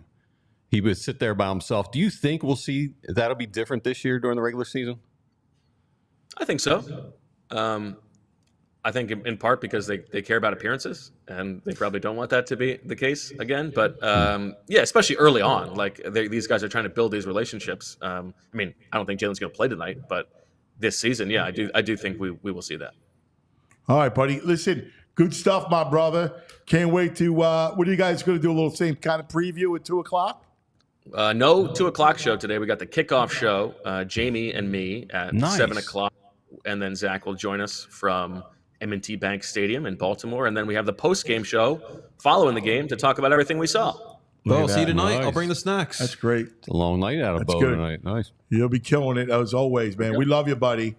Thanks, Keep guys. up the great work. Thanks, Bo. You too. Bo Wulf, our all PHLY Eagles show. That's right, man. It's game day. I keep forgetting. I know. I mean, it's Football Friday. It's back. Come on, VG. Get excited. You feeling it? Yeah, feeling it. No, listen, for him. Yeah, I watched the first. I'll tune in for the first. Once the Phillies are on, I'm out on the Eagles, honestly. No, I don't blame you. So we're in Wildwood tonight for this tournament, which I actually love because it brings back memories when I was a kid of my cousin and I watching preseason football, getting excited because the Street Smiths are out. All six games? The football mat. Yeah, we'd be like, we're watching all the preseason games. Mm-hmm. That was, I guess there were 4 or 5 when we were, it was still 4 or 5. I just remember watching Invincible. I think there was like 6 games. That's Baldy's heyday. Okay. There was That's a lot of preseason. Oh yeah, no, it was ridiculous. But we would get excited because it was, preseason started in August when I was a kid, and my cousin and I'd be down Wildwood and watch the game and be the Birds. So I'll be down. So it's great. So I'll catch a little bit. But then, we'll do the boardwalk and stuff like that. I'm sure. Cool, you gotta. Because, and then tomorrow morning we're up at, I have him at the field at 7. God bless you, cuz. Like he just doesn't even understand it. Nah, I mean, like, how far is the field? Can he walk the field from where you're staying? Yeah. Well, you wake up early to walk the dogs, no? Yeah, but Saturday, it's not like taking a baseball tournament. Yeah, like he already, he has no idea. I sent him videos from practice from Massimo's or their football practice. It was pouring rain yesterday. I know, and they practiced. If I have a border collie. If it was in an agility training, the peg can be taken. Or 7 a.m., the peg can be taking the dog to the agility collie. You're out. Yeah, I'm out. You're out. All right. Let's talk about Parx Casino. We always tell you about Bet Parx, but what about Parx Casino? It's got you covered, man. VG said it yesterday. The Sunday happy hour. Nobody has a Sunday happy hour, right? Nobody has that. Well, Parx Casino does. It's the epic $5 happy hour, Wednesday through Sunday. So today, Friday happy hours are the best. How about Saturday? You want some incredible craft beer from the Liberty Bell Gastro Pub? You got it. You want stout? You want Victory Seasonal? Little summer action or little Parx Pills? It's there.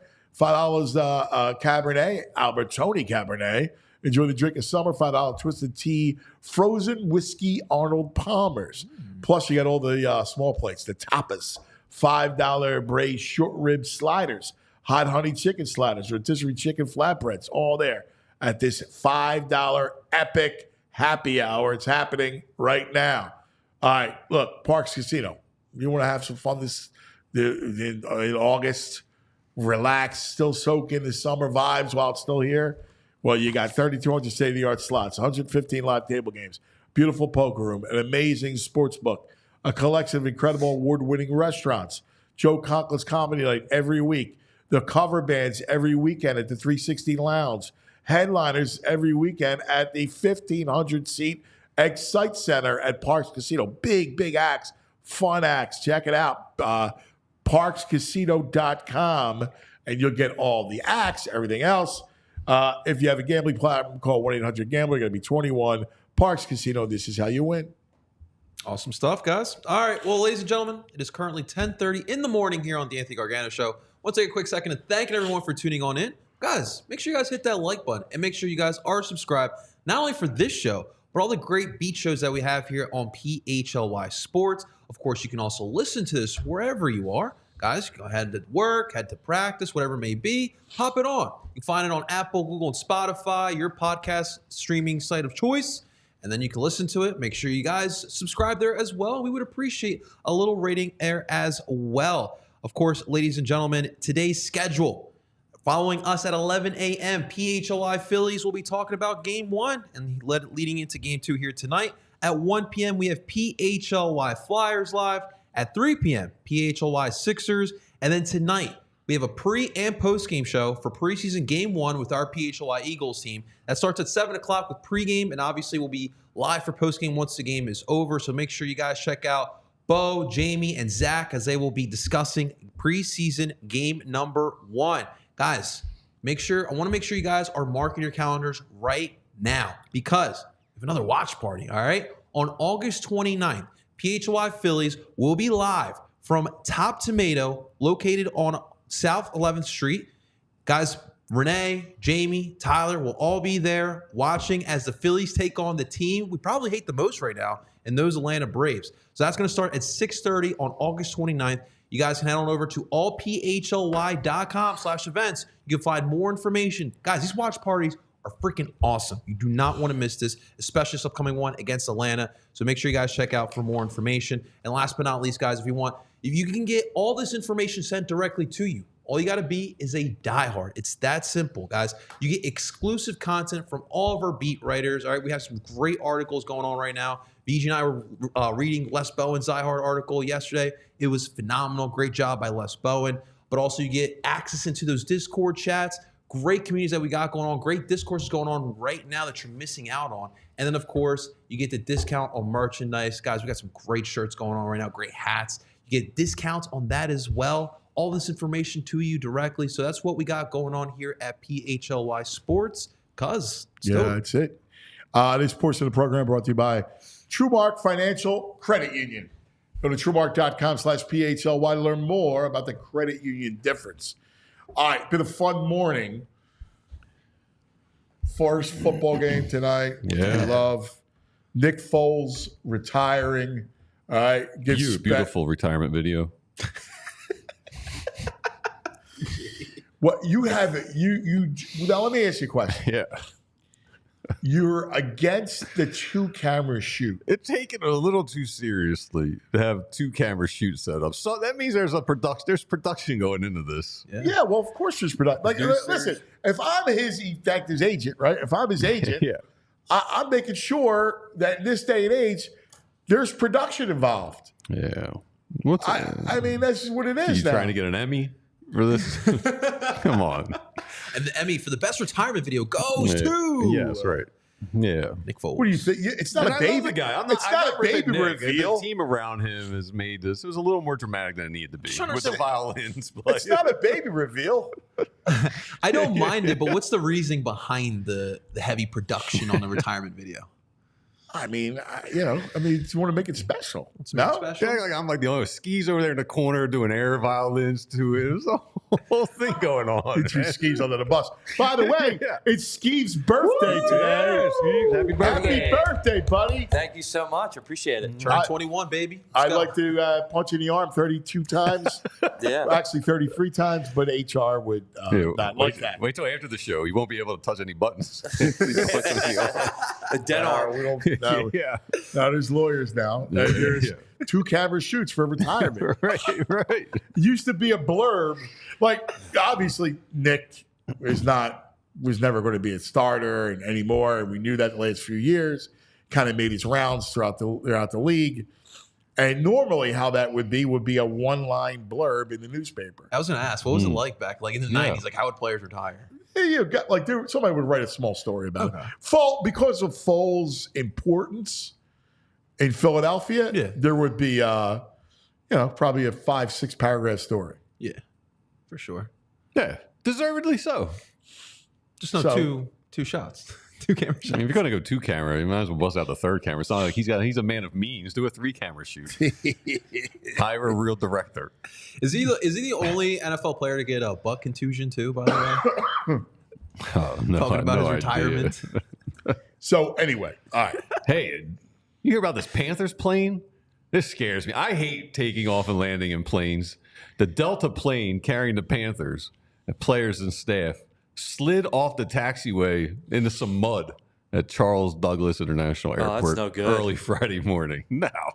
No one was injured, but that's a scary thing. Dude, yeah. You get anxiety when you fly? Flying, take off and landing. Yeah, I got to zone out with like a mindless game or something. Yeah. Because that's when stuff happens. Human error is involved in takeoffs and landings. Correct. The plane flies itself. For the most part, yes. The autopilot. Yes. Yeah, it does. Yeah. Right? But it's on a track. It's on a radar system. It's got autopilot. Yeah, as long as the equipment's running, it's running. That's where autopilot comes from, right? It's all autopilot. But you're right. The climb, the ascent is always the one. Every once in a while, when you hear the right, because sometimes it sounds like one of the engines is struggling. I don't know what that is on some place. Like, it'll actually have the turbulence is what gets me. Like when because sometimes like the plane will drop and it feels like a roller coaster. Whoa, what's going on here? Yeah. You got to take your cues from the flight attendants. That's what if I'm nervous, just look at them. If they're bugging out, then it's the only time I was ever nervous was this is years ago. I was covering some story and I was in a storm, and I was flying cross country, I think, and it was over the Midwest because I remember it was like I think it was coming back. I started in Denver and I was flying back east, and you could see the sky like it was like this light show of just light and things. It was middle of the night. It was a red-eye flight, and it was just like lit up. The sky would lit up, and then the plane would drop, and then it was crazy. Yeah, it's like a scene out of Airplane. I'd need whiskey immediately. Yeah, it was like, and I remember that there was a woman next to me, and she was petrified, and I felt really bad. Oh yeah. She actually was. I said, "Listen, I got you. If you need, good for you. Grab my hand if you need." Yeah. And she squeezed a couple times, like was squeezing my hand. I said, "It's all right. It's going to be cool." Like, yeah.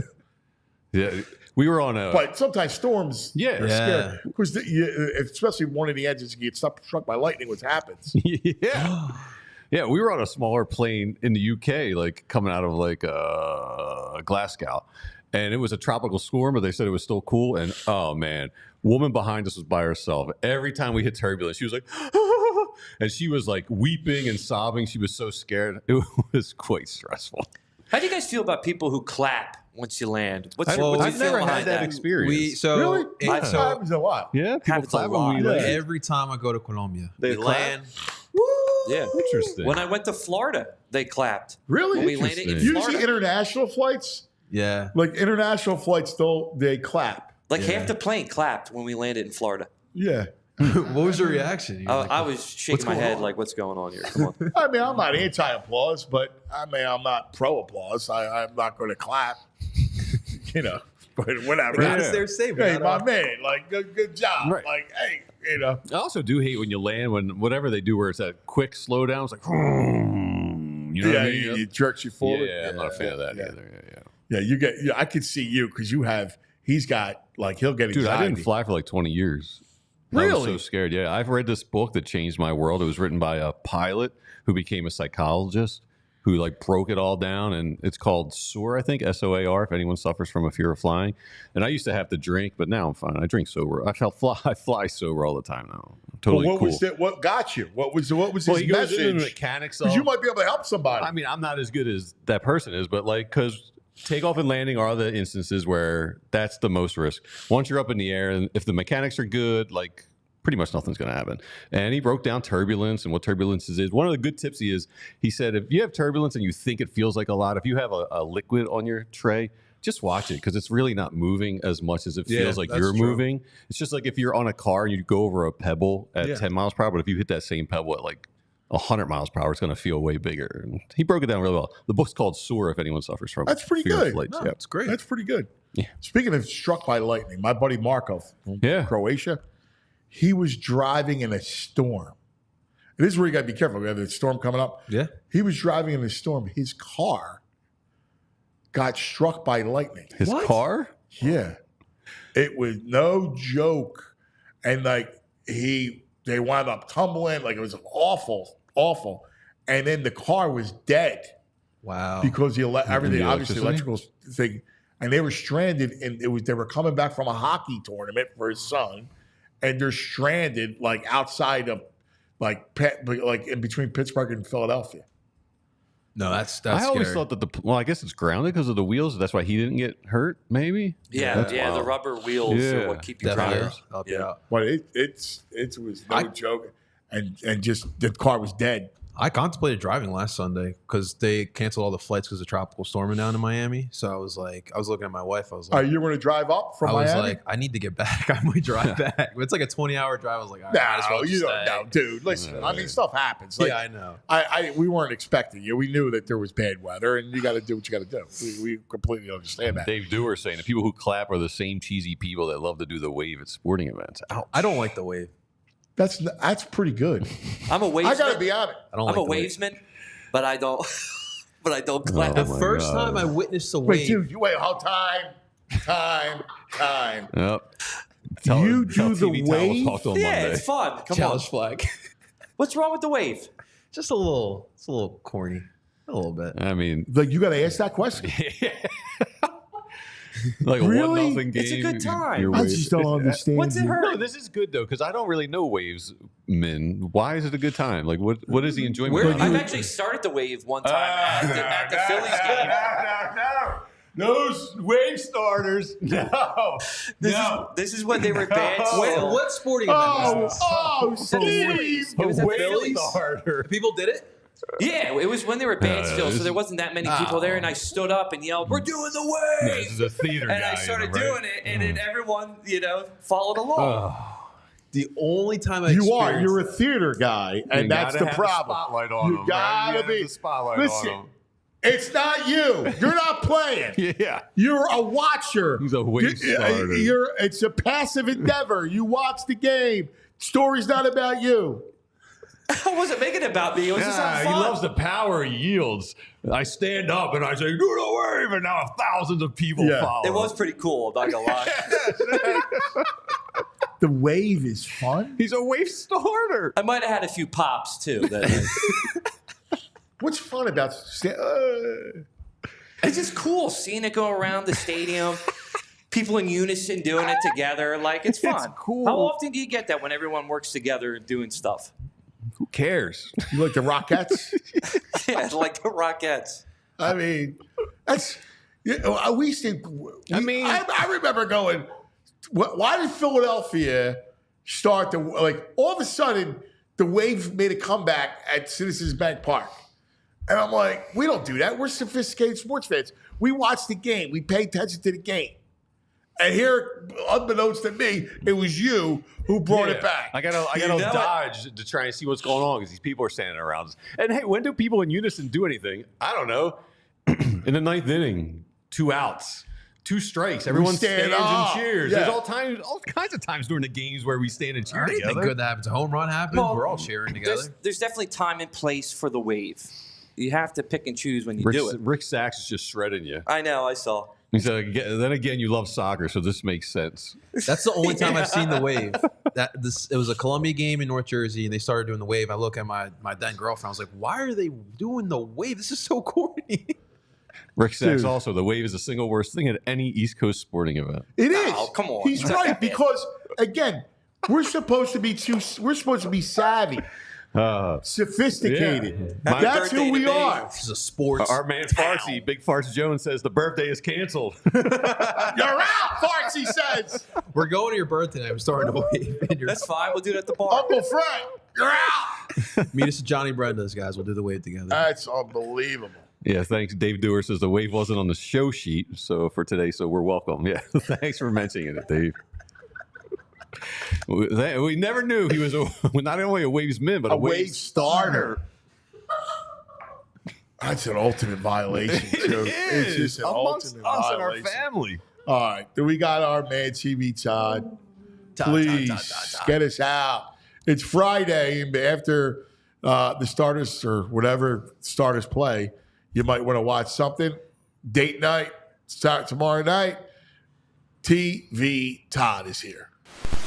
Act like a man. You can't handle the truth. It's time for TV Todd. Todd. Our man TV Todd Shill. What do you say, my brother? Good morning, guys. Congratulations, JP. Thank you, Todd. It's good seeing you, man. You too, buddy. Welcome back. I actually need you today because my wife and I need to relax after vacation, so we're gonna be chilling at home this weekend. So I need some good recs. Okay. Hopefully we got some for you. I know I always got good VG up recs. this week. Now, what do you think about Andrew Skeeves Frazier, who is a wavesman? I've never heard anybody say they enjoy doing the wave. I've never heard that. I mean, that's How what, about my that's what you man get here. says it's cool? Talk about somebody who's uncool. Like, oh, it's cool. Yeah, I don't know about that. I can't. I never think of the wave as cool. In fact, sometimes when it happens at a stadium, I'm like, I don't know if I want to do that. Right. Are they doing it at the Hershey Bears games, Todd? The wave? You know what's funny? They rarely ever do it, and they did it this year during the playoff run. I was surprised. Bad timing during the playoffs. Yeah, that's really when you don't want to do it. They have no sense of importance, of game importance. No. It's newbies. It is newbies. All right. So, Todd. I said, look, it's preseason. The first games are out. So we need to bone up preseason-wise. I asked Todd for a little assignment here to give me, in his opinion, the 5 greatest football movies. Ooh, I like this. So when Cuz reaches out to me, he texts me and he says, "Give me your top 10 football movies in order." And I wrote back, I'm like, "Dude, 10?" He goes, "Okay, 5." And then I sat down with a piece of paper, and off my head, within 5 minutes, I came up with 14. See, right away, I know I'm excess. I do too much. I write too long. I do too much. But look, you got 14. I got 14, and it's very hard for me to rank them. But I'll give you what this is just me, Todd. My top 5. I feel pretty good about my top 5 for me and how I grew up and what I love, that sort of thing. So, all right, we'll start at 14 and then get to the 5. Well, the 14. I have a lot of honorable mentions, so I have a top 5, and then do you want me to read all the titles? Except for the top 5. Okay, here's all the titles other than my top 5. We got Remember the Titans. That's not your top 5? No, it's not in my top 5. We're gonna blitz all night. I love it. It's maybe like number 6, but it's not in my top 5. All right. Invincible, obviously. The Water Boy. Come on, you got to give it up for the Water Boy. I love the Water Boy, so I love Bobby Boucher. Bobby Boucher, Henry Winkler, Kathy Bates. Brett Musburger. That's right. Varsity Blues. Great movie. Here's one for you, cuz. Heaven Can Wait. Oh, Warren Beatty? Yeah. He's the Rams quarterback. Yeah. 1978, Warren Beatty, remade by Chris Rock, not nearly as good. Friday Night Lights, the movie. Yeah. Billy Bob Thornton. Rudy, you have to have Rudy on the list, although it's not one of my favorites. I It's like on the Rudy. list. I don't mind it. I'll go Hoke every once in a while. You're a Notre Dame sympathizer. I am. Yeah. We Are Marshall. Irish. Yes, good movie. And Jerry Maguire, you got to put on the list. Oh man, I got one. I got 4 so far. He hasn't named one of my 4. I'm curious. Now, I'm already thinking about his 5 now. Mm-hmm. So obviously, you have the program is in it, right? One of your top 5? Nope. No. No, in fact, it's funny. I forgot about that one until you just mentioned it. That would make my list 15. Okay. I'll say that in your top 5 is All the Right Moves. That's on my list. Nope, not in my top 5. Wow. That's good. That's good. You two All the just Right came up Moves with. is a great. Have you seen it? Oh yeah, you just Okay. came up, but you just can't. I mean, again, off the top of my head, I can't believe that puts it at 16. We probably can do 20, but no, that's not in my top 5. Okay. Wow. What was the character's name? The Tom Cruise character? Yeah, he was like Banashek. It was like something like that. The Yeah. Tom Cruise was the best. Oh man, I'm gonna go watch that. I'm gonna show it to the boys. It's funny. I remember all the football movies from the 70s. Like what didn't even make my list is. Do you remember a film, called Black Sunday? Yes. Yeah. There's a About the terrorism. blimp? Yeah, the terrorism. They were going after the Super Bowl. Yeah. That's right. That's a great movie. I read the great book movie. when I was a kid. I had to be, I don't know, 10 years old, and I read the book. Yeah. Yeah, it's a great movie. Yeah. But I got 3. I have 3 movies from the 70s, not surprising, in my top 5. Wow. From the 70s, yeah. All right. Brian's song. Brian's song is on my list. It's number 5 on my list. I mean, that's a great. Yeah, that's I don't really search for that emotion, but yeah. No, it's a beautiful. Well, let me tell you why it's in my top 5. Number 1, it was one of the first ABC movies of the week, because if you remember that, it was an ABC movie of the week. It portrays the first real interracial roommate situation in the NFL. They were the first 2, Gale Sayers and Brian Piccolo from the Chicago Bears, were the first 2 interracial black and white players to live together on the road. And the story is obviously a true story of Billy D. Williams plays Gale Sayers, and Jimmy Kahn plays Brian Piccolo, and Brian Piccolo died of cancer when he was in his mid-20s. It pulls at your heartstrings, but It was a big movie. It was a big movie in 1971. Yeah, great. Yeah. All right. I'm intrigued. Yeah, that's it. sounds All right. really good. What else you got? So that was number 5. Number 4 is the original The Longest Yard with Burt Reynolds. I was That's in gonna my say that. list. Yeah. Yeah. All right. Yeah, that's good. Adam Sandler tried to remake it, didn't work, but JP, it's about this former NFL player who's basically jailed for shaving points and stealing his girlfriend's car, and he goes to prison and he organizes a prisoners versus guards football game. And the 1970s version of this is way better than the remake. Is it Burt Reynolds? Burt Russell? Yeah, Burt Reynolds. Burt Reynolds. I know he was Adam Sandler was in 03, the quarterback. Correct. But the original's grittier. It's 70s. It's real. It feels raw and real. Yeah. That's why I like those 70s movies. They feel more real. Yep. Well, you know, it's interesting. 70s are great. Yeah. It's so hard to remake something that's there. And you try to modernize it and you're trying for a new audience to recapture it. It's just hard when you compare it to the original. It is. It's hard. It's almost impossible. But was there any remakes that were better than the original? In film, I can't think of them off the top of my head. Wasn't the film. modern TV, Psycho better than the original one? Which one? Psycho? No, that was just original. you know what that was, JP? That What's was that? actually a shot-for-shot remake of the original Hitchcock film. Oh. All they did was take the script and the shooting list, and they did it shot for shot. So it was just an absolute copy. Yeah, but on TV, listen, in TV, people will always challenge me. I hold that the British version of The Office beats the American version of The Office, and I get challenged on that all the time. Right. All right, number 3. Number 3, I'm going with The Blind Side. Probably on many of your lists. Why the reaction? That was a very moving movie. It's so corny. Sandra Bullock. So corny. Bullock. Oh, yeah, you don't like the Bullocks. I'm out. It's like a bad Disney football. Yeah, but then also what made it worse was I think the mom in real life actually was like stealing money from Michael Orr. Well, no, I don't know about that. No, that's an allegation that has come out that's being litigated right now. I don't honestly. I don't think I don't find it. I just remember Michael Orr. No. Yeah. Yeah, I don't think that. Yeah, happened.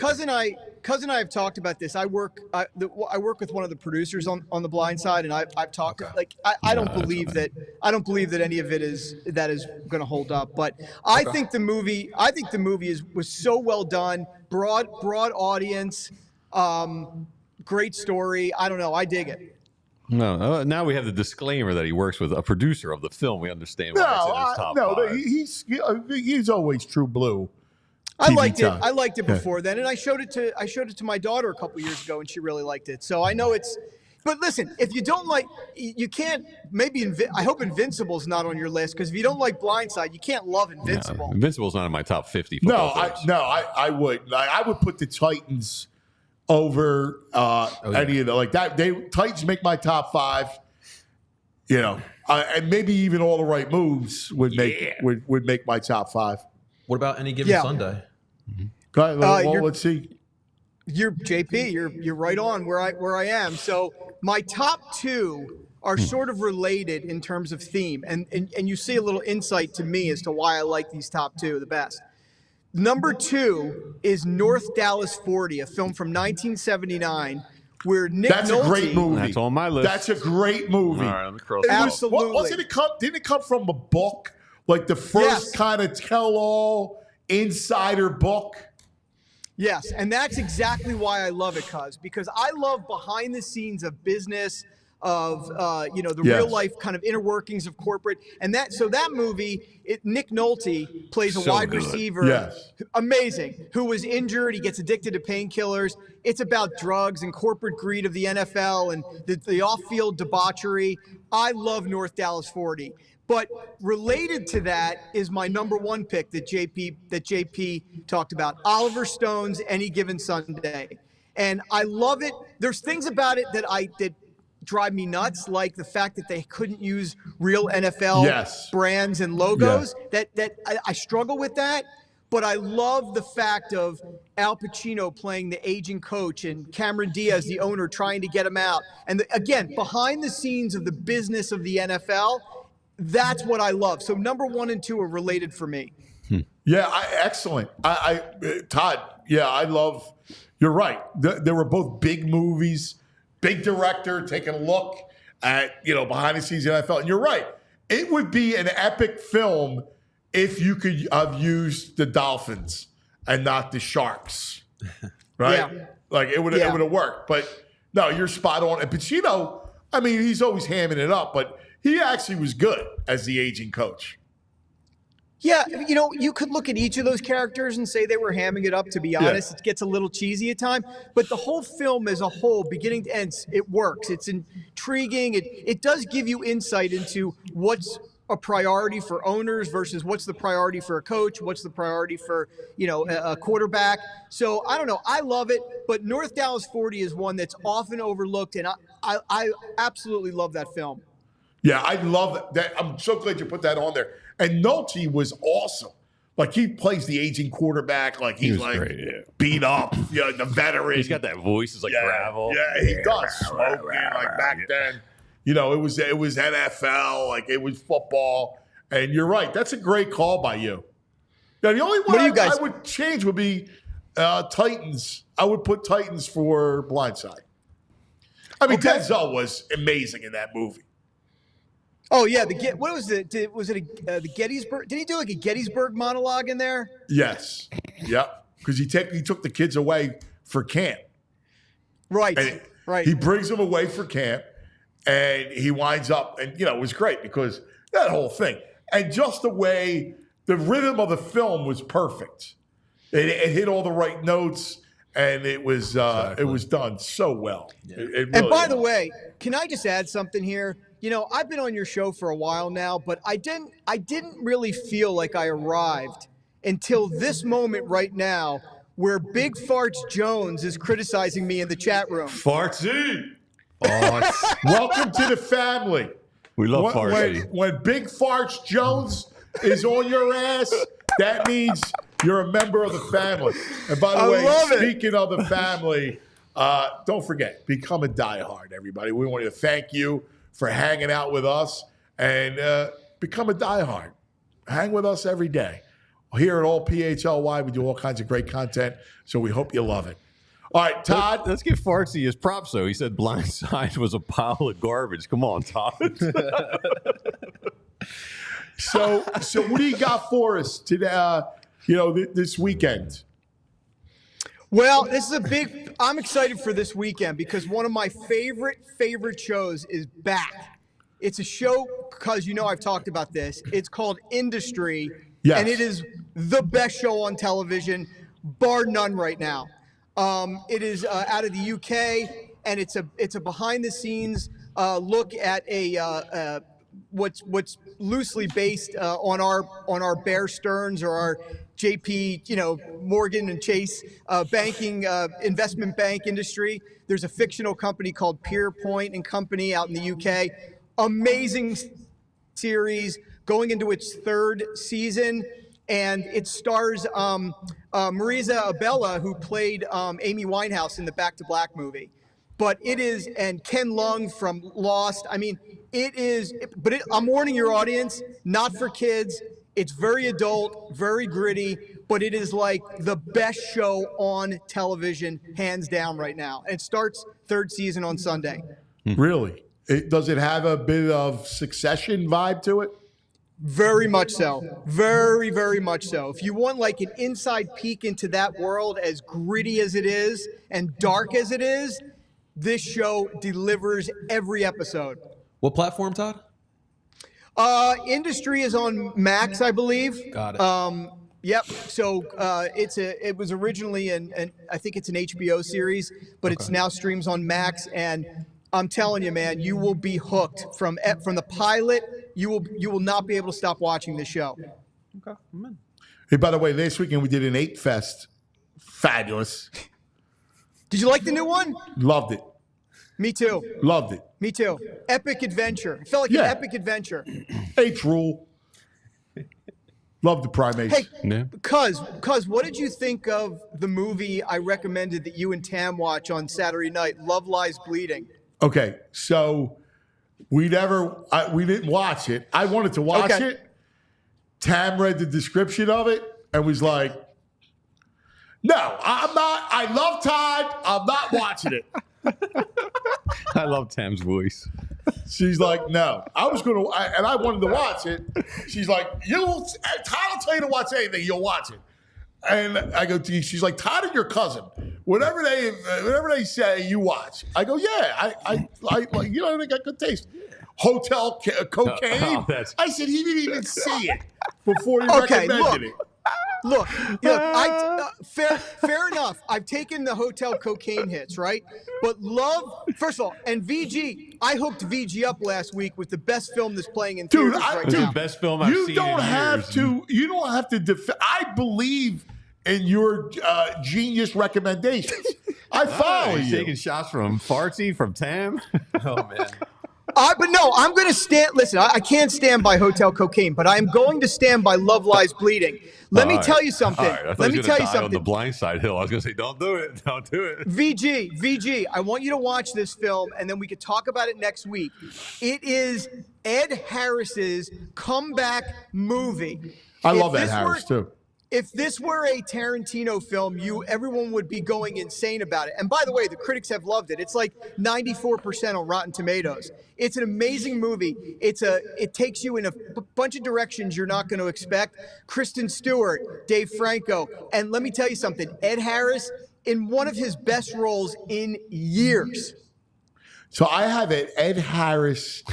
I'm intertwined with him. How so? So Do you remember when he made it was a great, it's a shame. It was a really good movie, but it kind of went sideways, a little cartoonish. But Viggo Mortensen and Ed Harris, Viggo Mortensen basically is like a small town. He had a past. He was like in the mob, right? And he was living in some small town, and then he comes to prominence, and so he was like wanted. So these gangsters show up in this small town. You remember the film? I don't remember the name, but I totally remember the film. It was a festival darling. I remember Viggo was getting a lot of praise for it. Right. So so they were supposed to be Philadelphia gangsters. So I get a call. I don't know. I knew from his agent, and they're like, "Listen, can you speak into a tape recorder and send us stuff because Ed wants to hear your accent. He wants to mimic your accent. He wants to learn the Philadelphia accent." And they had heard me on the radio. I was doing something on Fox, and I'm on in LA, and I had said it was Philadelphia, and they're like, "Oh, we like his accent. So Ed Harris." So I sent tapes to Ed Harris, recordings to Ed Harris, so he can listen to the accent. That's amazing. That's a great story. Now we all need to go back and watch that. What was the name of that? I forget. I forget. I don't know. It was a good movie. I actually liked the movie. It was a little cartoonish at the end with the gangsters and the whole thing, but it was a great. The first half of it was awesome. Somebody in the chat just said a history of violence. That's it. Oh, Rick Sachs. That's it. That's why the chat rules. Oh, David Cronenberg. All right. That's the chat rules. Who said that? I want to give him love. Rick Sachs. He's Rick on today. Sachs had it, and Flyers in 7 had the David Cronenberg. Nice. That's good. That's good. That's a great. I need to go back and watch that, knowing that backstory right now. That's amazing. Yeah, it's funny. Dude, how you got no love for the underdog story of Molly McGrath, Goldie Hawn as the high school football coach in Wildcats? Wildcats? Yeah, come on, man. No, I can't believe you're praising that one, but you're like against a Disney-like far film. more entertaining. How about Best of Times? Kurt Russell, Robin Williams. That was a good one. That's a good one. You That's see a good that? one. What else? They had a high school game where I think Robin Williams may have dropped the catch. Oh yeah, that's cool. Yeah. That was good. Yeah, that was real good. Isn't there another one with Kurt Russell? I feel like he's been in multiple a couple football films. movies. What about The Replacements? Did you like The Replacements? Oh yeah, that was a good one. I forgot about that one too. My God, I mean, we probably could do a list of 30 at this point. Oh yeah, well the football ones. I mean, there's the kiddie ones like the Little Giants I used to watch with Massimo. I like that. That was in the. I like that. That was in the rotation. Icebox. Yeah, Icebox. Yeah. What about the garbage picking, field goal kicking Philadelphia phenomenon? No, the Tony Danza. He's a mule. The mule. I remember. That was great. I remember vividly picking that movie out in Blockbuster when I was a kid and watching it. Tony Danza. That's a classic. I swear, I actually think I may have seen that in the theaters back in the day. No, I mean that's why you're TV Todd. So you 1998. You always dive into it, man. He killed it with Kneecap. Kneecap was the best film I've seen in a couple years. Yeah, you said recommend anyone see had it. Train Spotting vibes. Yes, totally. Loved That's a great comparison, VG. I felt that vibe when I was sitting in the theater watching that. I was like, man, this is giving me old school independent film vibes, and I love it. I love it. I've been like dying. We've been talking and missing those kinds of films forever, and it was right back to like late '90s, maybe that old indie vibe. Yep. Yeah, right around 2000, Absolutely. late '90s, 2000. There were some great movies. Yeah. Like that 10-year period, 15-year period of the indie kind of explosion. Like there was I used to love this video store on South Street, off the South right around Street. the corner from me, TLA. TLA, baby. Best. TLA. I mean, I was there 3 times a week at TLA. It was the greatest. They had the best independent films. Yep, Man, I can I vouch loved for it. that. I used to go there as well. VG, I want you to watch Love Lies Bleeding, and then we'll talk about it. Yeah, I'll check it out this week. I'm going to watch it. I'll watch it myself this week. Because when you spoke like that, I was like, oh, I gotta watch it. She just, sometimes she's not in the mood for it. Like today, she was already down on 55 heading to Wildwood for the tournament. We play at 1 o'clock today, so Masa was going to be there by 12, and he forgot his bat bag, and he was 30 minutes on the. She was like 30 minutes in the drive, had to turn around, come all the way home. She sent me these emojis, red faced. I'm living your son. He's always my son when he forgets his bat bag. Well, and he wasn't your son. I heard you talking about his rooting for other teams. That was rough for me to hear, man. Yeah, dude. I'm so upset. I'm still upset. I think he's taking shots at me. Yeah, that's all. He's just tweaking you. I mean, yesterday, he didn't want to go to practice. I don't want to go to practice. I go, dude, you got to go to practice. It's raining. I go, it's football. It's a drizzle. It's football. You got to practice. It doesn't matter if it's raining. The only time you don't practice is if it's lightning. That's the best time to play football in the rain. That's football. And by the way, would you rather be raining or would you rather be 100, 98 degrees? I love You're catching a break.